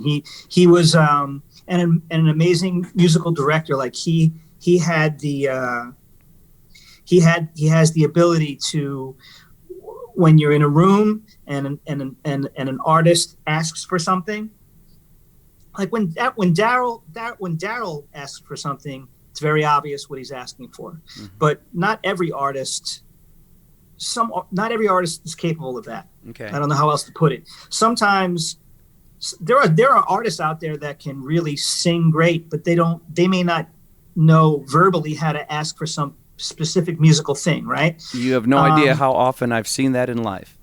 Okay, so now that's really where the real job of the MD is to see that and understand what that person's actually asking for, and then turn around and say, this is what such and such, this is what they want. A lot of my musician friends, they talk about this, especially if it's somebody that's not as trained, somebody that can't chart or things like that. They would say it doesn't matter, if you know how to present the ideas. I've heard the term like, oh, he can speak band. Yeah, you got to be able to speak band. Yeah, and that's T-Bone had that, and he also had a calming vibe about him, where he was always complimentary. Mm-hmm. So it wasn't like, yo, what are you doing? Like, do this. They would never get that out of him. Yeah. And secretly could have been feeling that, but he would never do that. His way was like, oh yeah, I see what you're doing now. Why don't we try to do something like this? Like, so it was, and when you're working with someone like that, that's how you get the best out of people. You never get the best out of someone by wagging your finger at them, Yeah. And that was something else that he was great at, So, I mean, the other thing though is, in our band, even if there was a guy who was a finger waver, everybody can really play. So it's not that much of an issue, but you can tell that that's who he is. He's the opposite of that. He's the guy that he just brings positive vibes. He relaxes situations. He diffuses any sort of tension naturally, So talk to me a bit about... And then the playing thing, like you said, I'm sorry. Yeah, no, please. He's so melodic, and he, that's why he can go from playing bass to playing guitar. Maybe, if he's like, and when the tape is rolling, that's the other thing about him. And I noticed this with certain guys. I don't know if you know a bass player named Will Lee, the guy who plays with the Letterman band.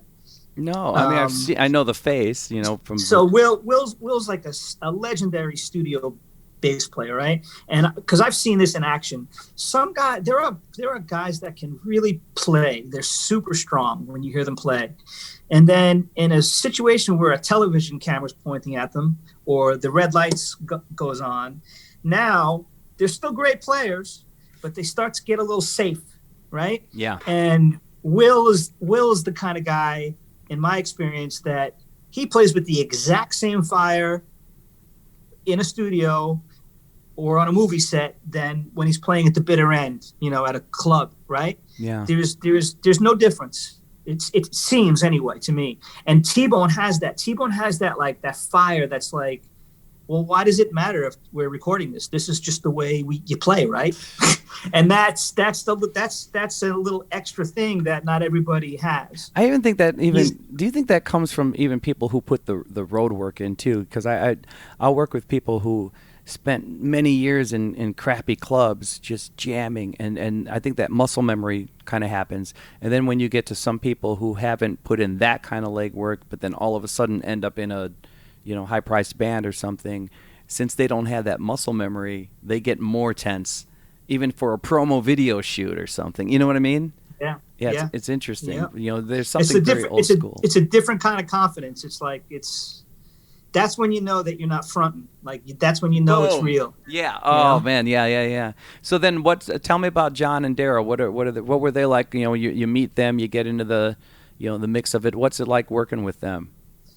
Man, amazing. Really? This is great. Yeah, like John. First of all, John is the kind of guy that you can meet him and you could just talk about anything. You can hang with that guy for a night, and if you didn't know it was him, he'll never feel the need to tell you. He just rolls with whatever's in front of him, and he has so many interests outside of music. Like he's a serious car guy, but like he's the kind of guy that when he gets into cars, he doesn't just go buy a car. He learns about it, and then he becomes literally a professional race car driver. Yeah. You gotta love that. Yeah, and then, he's the kind of guy that when he buys a house, he decides, I want to learn to do some work. And he literally learns how to become like a carpenter, like a commercial grade carpenter. Like he's like a Renaissance man, No kidding. And Daryl, and much the same. Daryl's like a guy who's like, these guys, he's like a history buff. He's reading like 8 hours a day. Yeah. There's a lot of depth there outside of just, these hit songs, Right. And in terms of, and the music, man, like they're just huge fans of music, and from the word go, they've been super, super cool to me in particular. Like they couldn't have made it any easier or been more supportive. What's that process like? What musically do you feel like they bring to the table when you're rehearsing for a tour? When you're putting together those pieces and whatever, what do they bring to the table with stuff like that? What's that like? Well, I mean, I'll tell you right now, there's no rehearsals. Oh, okay. There you go. And wait a minute. There is some magic that happens at these live shows. Musically, there is some cool stuff going on, and then there's this kind of vamp till cue thing that's happening, and then suddenly the cue comes up. I stole Daryl's thing because everybody in the world does this, and he just does his thing, and I love it so much that now when I do my live shows, that's my thing. I'm like, oh, that's how you do it, But yeah, so you guys. What happens is, we basically Daryl does not do sound checks, and we don't rehearse. But what we do is we do sound checks with John. Okay. And that's when, if someone has an idea to bring to the table, we'll go over it in sound check. And then when we're in the dressing room before the gig, then the MD will explain to Daryl, okay, we worked on this thing, we're going to do this thing. So when we get to the second verse of blah, blah, blah, you're going to hear like Brian's going to do this, or and then he'll be like, okay. Hello. And that's it. Hello. Who am I saying hi to right now? Just got from work. Hi. Sorry. Who am I saying hello to? Who is that? This is my wife, Fabiana. Oh my gosh, so nice to meet you. I'm Robbie. How are you? You too. Nice meeting you. Sorry. Your husband is incredibly talented and fascinating. This is going to be a great episode. Everyone's going to hear his story. Oh, very nice. Are you actually gonna hear me too? Yeah, right. Well, sure. Why not? Oh no, don't put me on. Okay, but I okay. have to tell you, he's also a great housewife. You see, that's important during these times. That's important. Yes. Well, that's what matters to me. Oh, that is fantastic. Oh, see, we got to keep that. The world should know that. That's huge. Yes. Oh, it was a pleasure meeting you. You too. I'll let you do your thing. Okay. Thank you. Bye. Bye. What a sweetheart. What a sweetheart. That's the other game is. Well, wait a minute. Let's finish this thought, because that's insane. Like, what is Daryl doing? Is he just kind of remembering that, or all right, I know something's coming in that, I'll kind of remember it. He just reacts, and he run. To be honest with you, he runs the Live from Daryl's House musically, kind of the same way. And this you're gonna dig, I think. He's a huge what's his name, Jackie Gleason fan. Okay. Now, and this is where it gets tied in. Those Honeymooners episodes, Those people are the other actors and actresses. There's obviously scripts for those episodes, right? But Jackie Gleason goes in those things without script, and he's kind of reacting to what's going on. That's how those shows were done. He's basically improvising. I had no idea. Yeah. Wow. And that's kind of the template that Daryl kind of uses, specifically with the Live from Daryl's House thing. So basically, he kind of lets it be known, like, you guys do your homework. Like even with homework, he's like, don't do too much homework, but like do your homework, because he doesn't want, like. I'm sort of like, my whole life has been a sideman. So I've been in this mode of like, when I have to learn someone else's music, I try to honor it as best I can. Yeah. And then if I'm given the green light to bring some more of myself to it, I'll do that.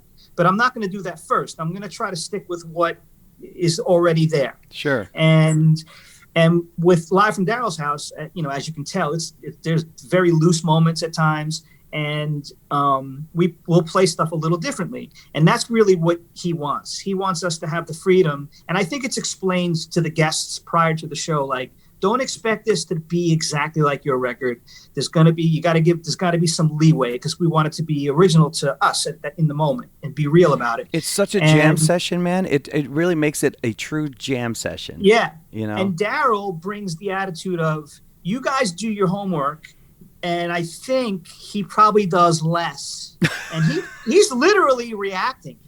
He's reacting. He's trusts himself enough, and he's ballsy enough to just basically, he's got, you're a singer, especially being an old school singer. You don't have to even hear a song. If you hear changes going by, right, you can kind of hum, you can kind of make something up as you go, really. If you're that kind of singer, and that's what he is. He definitely listens to the music before he goes in there, but he doesn't get in there with a microscope the way the rhythm section does, right? So he's essentially, I think, whether he realizes it or not, he's kind of counting on us. He puts a lot of confidence in us. Yeah. And then he sort of has now the green light to just react to what he's hearing. And that's why he's able to come up with new stuff, because it literally is. It's because it's nothing that he's rehearsed. It's nothing, and there's no rehearsal for the show either. That style of singing. Get there, I'm sorry. So we show up, we do our own individual homework. So who's like musically directing, like somebody, so before Daryl gets there, is somebody still kind of like, all right, well, I'll kind of run the rehearsal? Well, there's no rehearsal. Oh, okay. So when you guys get on site, you're just, here we go at the Live from Daryl. Basically, we get on site. Yeah. We get there at 10, 11 o'clock in the morning, and then we get sounds. We make sure everybody's ears are working. Sure. Daryl shows up around 12, and he makes sure his monitor works. Sometimes he'll say, what's the groove in that tune, this tune we're going to play? And then we'll play it a little bit together. But we won't play the song. We'll just play a piece of something. He'll go, okay, I can hear it. And then at 1 o'clock, when the artist shows up, we get on that stage, we talk through the form, and we just play. Wow. That's it. And usually, I would say 90% of what it winds up getting released is the second time we play. Dude. And then that's it. And there's no listening back either. So you don't do a take and listen back. You don't get to listen back. How much of a blast is that? It's a blast, but it's also horrifying. Yeah. And doesn't that, like, the combination of like that little fear factor with the awesomeness of it just kind of make it like just the best? Man, you're living the dream, dude. You're living the dream. Yeah, it is. It's amazing. It's amazing because it's like, the joke. How do you make a musician complain? Give him a gig. But the reality is, I haven't heard that. Yeah. Well, the reality here is you have a gig. You have like a gig like Hall & Oates, and it's like countless hit songs, but then you're not faced with like the headaches of all the way modern shows work with like tons of rehearsals. tracks. It's none of that stuff. So it's old school. And for players, that's what you really want to do. You know what I'm saying? I want to play along with a record. You got to listen I want to play, I want to do what we do, And then, oh, by the way, when you're not on the road, because if you don't like to be on the road that much, we don't really travel that much. Oh, and when you're home, I have a music TV show that you can play on. It's insane. Dude, you found the golden goose. Like, this is the gig. And the combination of your hard work and your demeanor earns it, I'll tell you what, if you've never heard it, I'm sure both Daryl and John are fans of it, but there's this live concert album of the Temptations, probably from like 68 or something, 69, whatever it is. It's so funny because, the tempos are out of control. But in particular, you can hear how they played into that style, because I was kind of brought up on that because of my parents and stuff. There's a song called Don't Look Back, and it's, it's la da da da da da, whatever, well, it goes into a double time thing, and then it just breaks down forever, right? And they're just ad-libbing the entire time. And I'm telling you right now, that groove and that feel is used probably 3 to 4 times in your show. I mean, especially every time you go away, that groove you guys do at the end, like you could tell their love. They basically, you got to find Don't Look Back live, the Temptations. It's insane. It's that. You could tell that their love for that section and the influence. You'll hear all of their influences in that one song, that one track. It's insane. But that's what goes to it. That's become a lost art. The whole, like, let's just vamp and have a party and then we'll end it when we're done. That's not, I do that in my original shows because I was brought up in the same way from the kind of that old soul thing. But it's interesting how you don't, even in the company I work for, we'll have some former, American Idols or Voice people maybe audition or something, and you can tell that they're ready for the script, for the song from A to B, but then if we start vamping, they're lost. Yeah. It's very interesting. I don't know if you've ever seen players like that, but I've seen a lot of singers like that. It's very interesting, and they could be nailing the song, killing it, but then as soon as it's time to do something outside off book, just bug eyes and like, oh no, wait, what's happening? Yeah. So you got to have that. That's an interesting thing. And what I like about the group, what it seems is that you always, I like the longevity of the band you're in, because every duo especially, they break up, they hate each other. Hell, bands can barely stay together. I don't know what it is about these two guys that they seem so comfortable with what and who they are, and then they go and they do, Daryl does his thing, John does his thing, and then they seem to know, well, here's where we live, though. There'll always be a Hall & Oates. And it's interesting, like, are you privy to that experience, like seeing, oh, I get why this works so well? I am.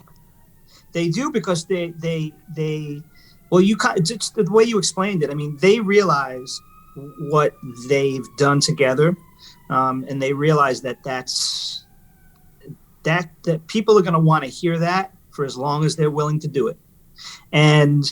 But from the very beginning, like, you'll notice on every record, there's no records on all the records. It never says Hall & Oates. It's always Daryl Hall and John Oates. Yeah, that's cool. From the very beginning, they've been two separate entities, and John is constantly writing music and recording solo records. It's crazy how much music this guy plays and writes, and practice. This guy's still practicing guitar. And by the way, I need to shout out our sax player, Charlie. Charlie, yeah. Duchesne. This dude practices like every day on the road. In the hotel, my man is practicing every day. Really? It's awesome. It's super inspiring for me. And he's, I wish like, I could do it, because I don't have a drum set in the room. So he's like the eldest member, right? I mean, he must be. Yeah. Oh, that is insane, because he's old. He's older than Daryl, I think. Yeah, Charlie, I think, is 75 or 76. And to this day, this dude, if we were on the road today, if we got to a place in the morning, that dude would go out, get breakfast, walk a mile to the nearest museum, hang out in a museum, come back and practice for a couple of hours. You got to be kidding me. He's awesome. That's he's awesome. Real deal right there. Real deal. But so John and Daryl, like, their thing is like, Yeah, they figured out at a very early stage, I guess at an early stage, that they need to have their own thing separate, and they've always been that way. And it's not like they're not hanging out socially when we're not on the road. So when they finally do see each other, it's like, yo, what's up? They're like brothers. Yeah. You know? So, and then the other thing is their personalities, they're opposite in many ways, you know? So John is a more, I wouldn't know, how do I verbalize this? John is okay. John is like the I don't know how to say it. They're just yin and yang, you know? John seems, well, they both seem a little introverted, but I don't know if John's even more like, you know, as soon as I can get to a cabin in the mountains. Well, I don't know. They both seem like that. No, he's not. Really? Not. No. Oh, okay. No. All right. No, socially, yeah, no, he's man. That guy's awesome, dude. No kidding. You gotta meet him. Yeah. He's such a cool guy, in so many ways. And but the same thing for Daryl. You know, because he's the voice, and he's the guy that he's the easier guy to spot walking down the street. So right. There was a time period where for both of them they were legitimate. They were rock stars, but there was a time period there where Daryl probably couldn't really go anywhere publicly and just have a normal life, right? Yeah. So, that's the unfortunate thing, and that becomes a challenge. And then you start putting up, I guess, when you have fame like that, it makes sense that you would have some defense mechanisms because there's people pulling at you all the time. And that's probably something maybe John didn't have to deal with as much. There was as a show because he's the lead singer. Right outside of Chicago. There was a show in Maryville, Indiana, at a place called the Star Plaza Theater that they performed at, and I actually did some opening act gigs there, so I kind of knew the lay of the land. So I saw him, and I figured, like, yeah, he's probably in the penthouse. You know, these guys are, and the place was laid out to where they had these cool balconies, whatever. But you could see poor Daryl. Like I was there with my brother, and like, I'll bet you that's it. That's the main penthouse. And you literally saw Daryl kind of like try to peek out and then have to stay in his room. Like you could tell, because people were waiting. And you could tell like, oh man, this dude just wants to lounge on that chair right there. And he can't, But the funny thing about it is then, we finish a drink and then we start walking down the hall and we run into John. Because he's just like out there. And then I have this, and now we're probably talking 15 years ago. No way he remembers this. But I had this little like 10-minute conversation with John. It was definitely I just ran into some acquaintance in the street kind of situation. It was very interesting, But that's good to know. It's good to know. You know what's good to know? It's good to know that they get along. Yeah, they do. They're good. They're cool with each other, and they're amazingly cool to us. Yeah, and that's what you hear. When you're in their circle of, then you get to really see who they are, and they're super cool people. One of my favorite things I've ever seen is years ago, Daryl was on Stern, and you could tell Howard was really trying to get him to talk shit about John. And, Howard was like setting up joke after joke, and the most amazing thing was Daryl never bit once.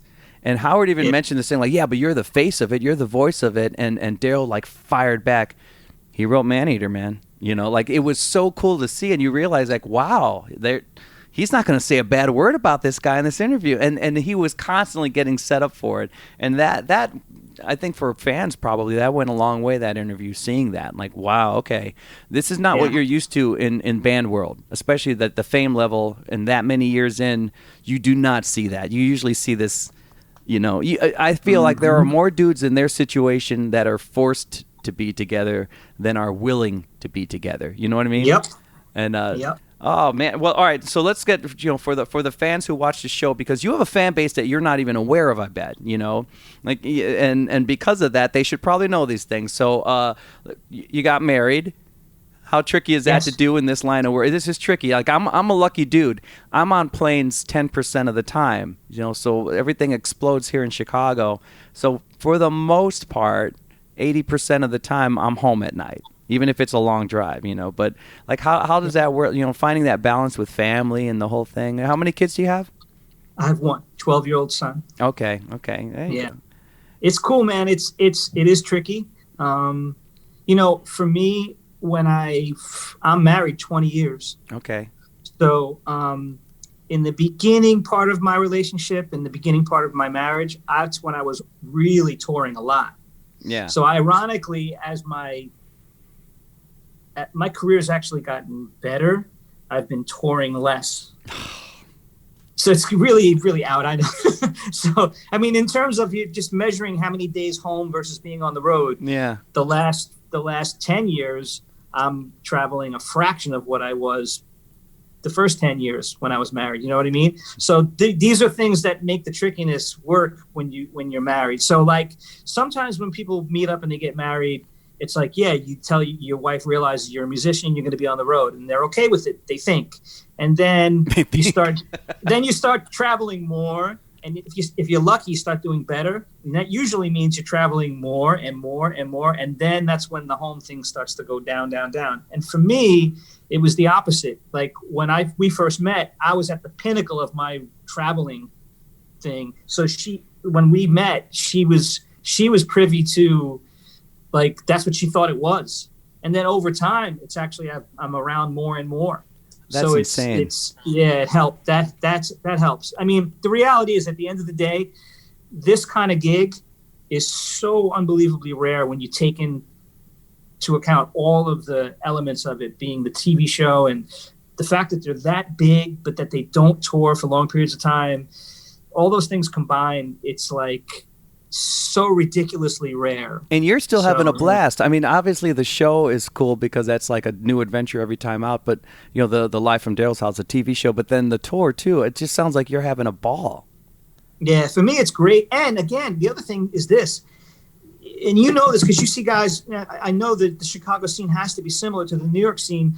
If you're lucky enough to play with a national artist, you usually, the better players find themselves going on the road, but then they come back.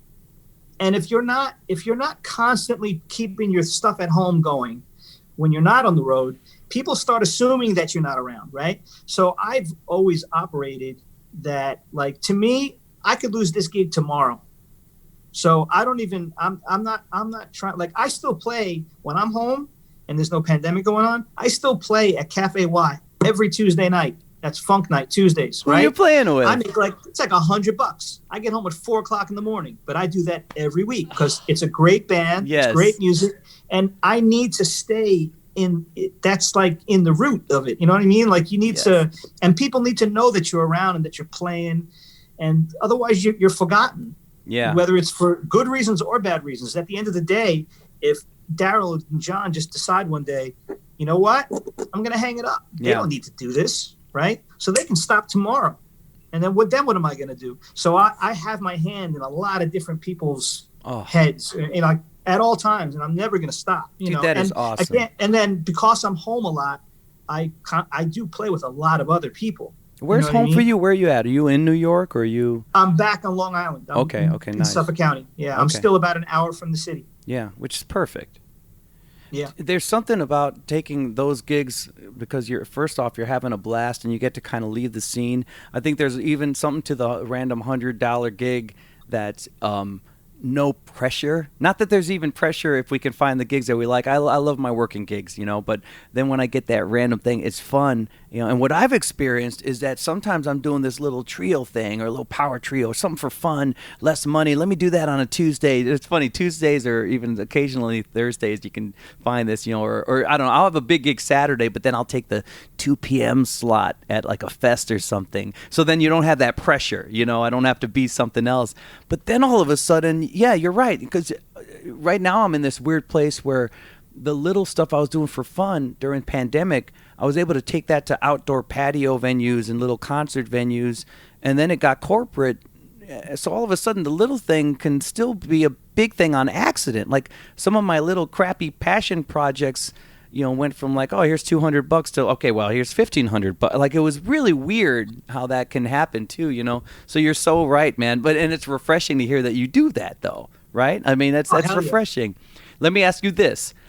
What was there one moment in particular, since you've had so many different artists come into the TV show, that starstruck you? Did anybody in particular? And if not, just tell me who starstruck you in life now that you've been around the block.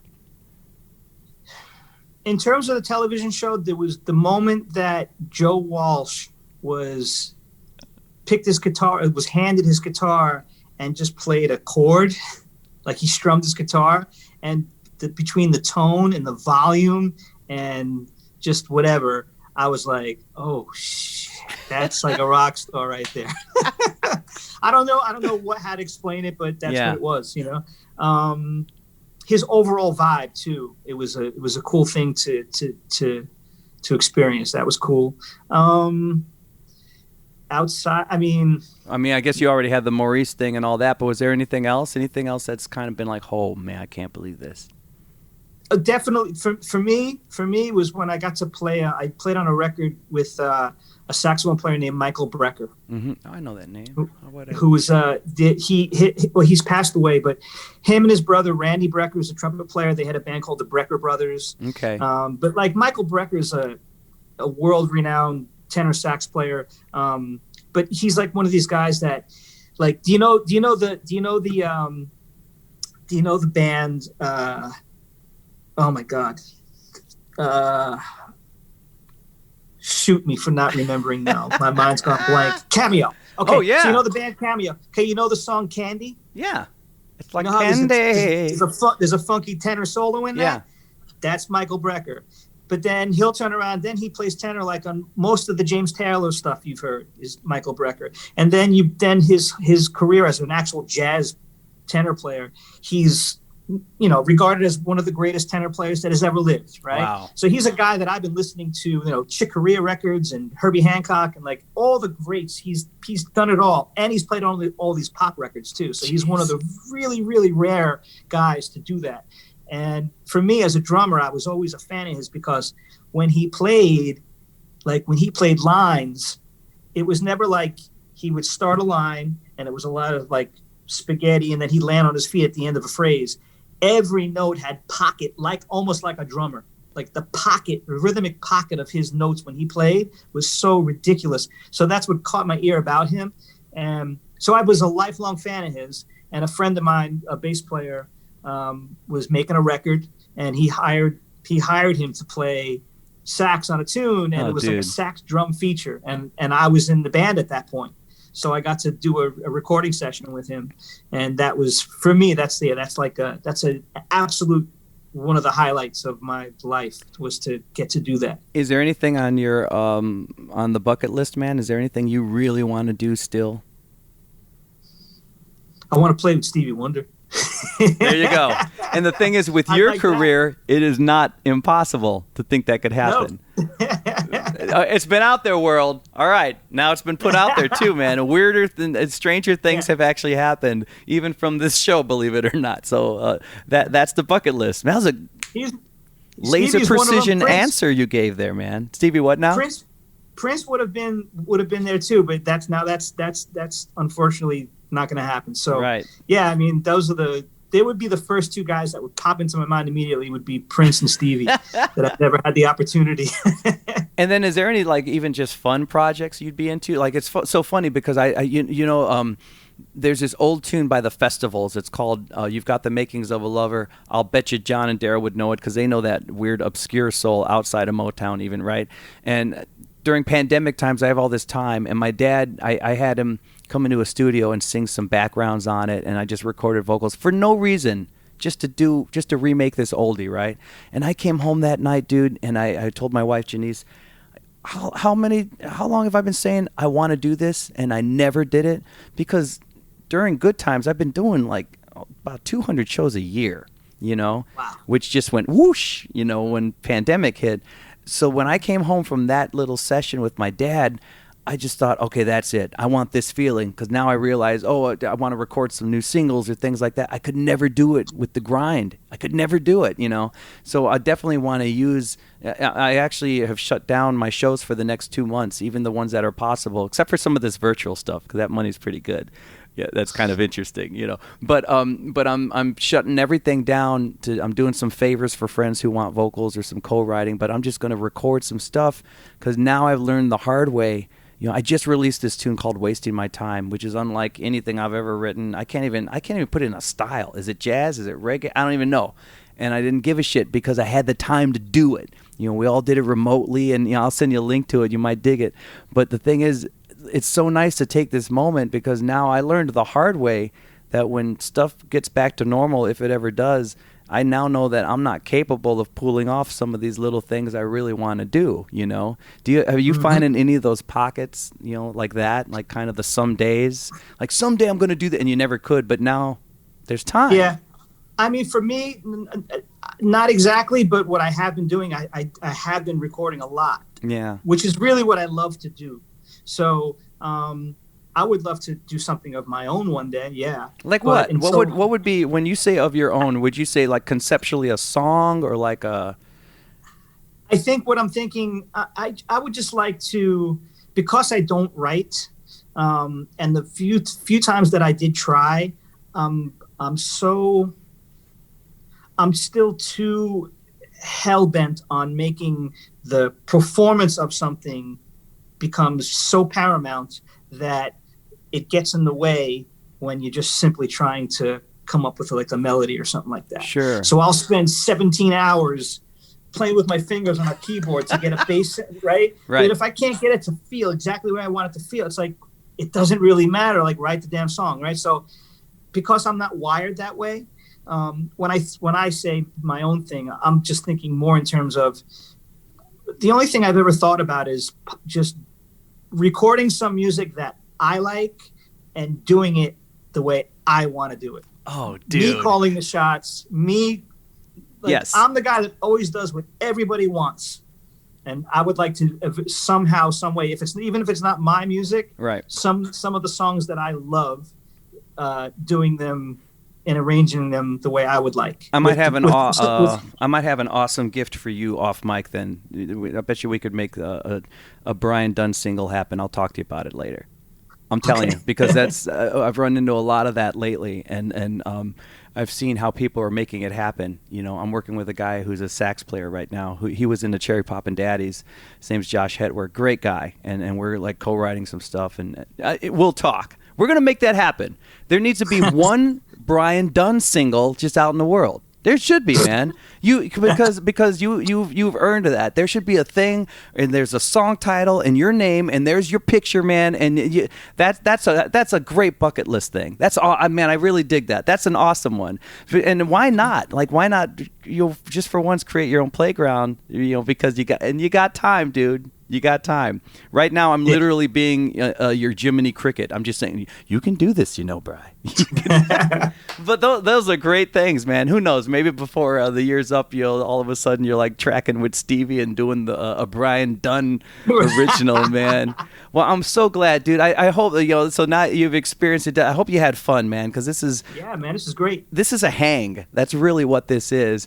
But the people really appreciate it because we have a lot of players who listen, but we also have a lot of listeners who are just they're fans of the industry, and whether I'm talking to a stunt man or a dancer or a player, they just love kind of seeing that behind the scenes thing and just hearing what people are about. And people like you, man, you are picture perfect for this show, because I always say this. I always say, like, everybody knows like Will Smith's story. To a certain extent, everybody knows as much as about Daryl as they can know. But people like you who have done so many amazing things, and then you've done it right, man. Between your mindset, your talent, and your work ethic, like, you've done this in the most picture perfect fashion, and this is why you are the reason this show exists, man, because it's folks like you who need to be like put in the forefront for a second, and your story needs to live on, and that's what this is going to do for you. And man, I got to tell you, I'm honored to be the dude to help present it, because I think you're freaking amazing. I thought you were great before, but after this session, man, I'm blown away by who and what you are, man. And that's not podcast show bullshit. I'm telling you to your face. I seriously mean that. And if you don't, I love the fact that you can realize how good life is because of what you've experienced. But if nobody's telling you how much of this awesome life you've created, and the aspects to it that are so great, if nobody is telling you how much they exist mainly because of you and who you are, then I'm telling you right now, this cool shit that you've been living is because of you and who and what you are, man. I'm gotta tell you that. Yeah. Thank you. So it's been an honor, man. We'll definitely have to, you know what I'm going to do? Whenever it's time to finally get Everett on here, I'm gonna break it. I'm gonna make you break it. We're totally gonna make that happen. But hey, man, I wish you all the luck in life, in the world, man. It has been just a treat, dude. It's been a treat. I'm glad you did this, and I'm glad the world can hear your story now, man. So awesome. Thank you, man. Yeah. All right. So, folks, you love him already. If you didn't know him before, if you didn't love him before, I know you do now. So, Mr. Brian Dunne, ladies and gentlemen, I hope you've enjoyed the show. Thank you for listening, and be safe, be kind, and have a great week, have a great month, have a great year. Go out and find your smile. Boom. You just did a big-ass podcast based on you, man. Nice.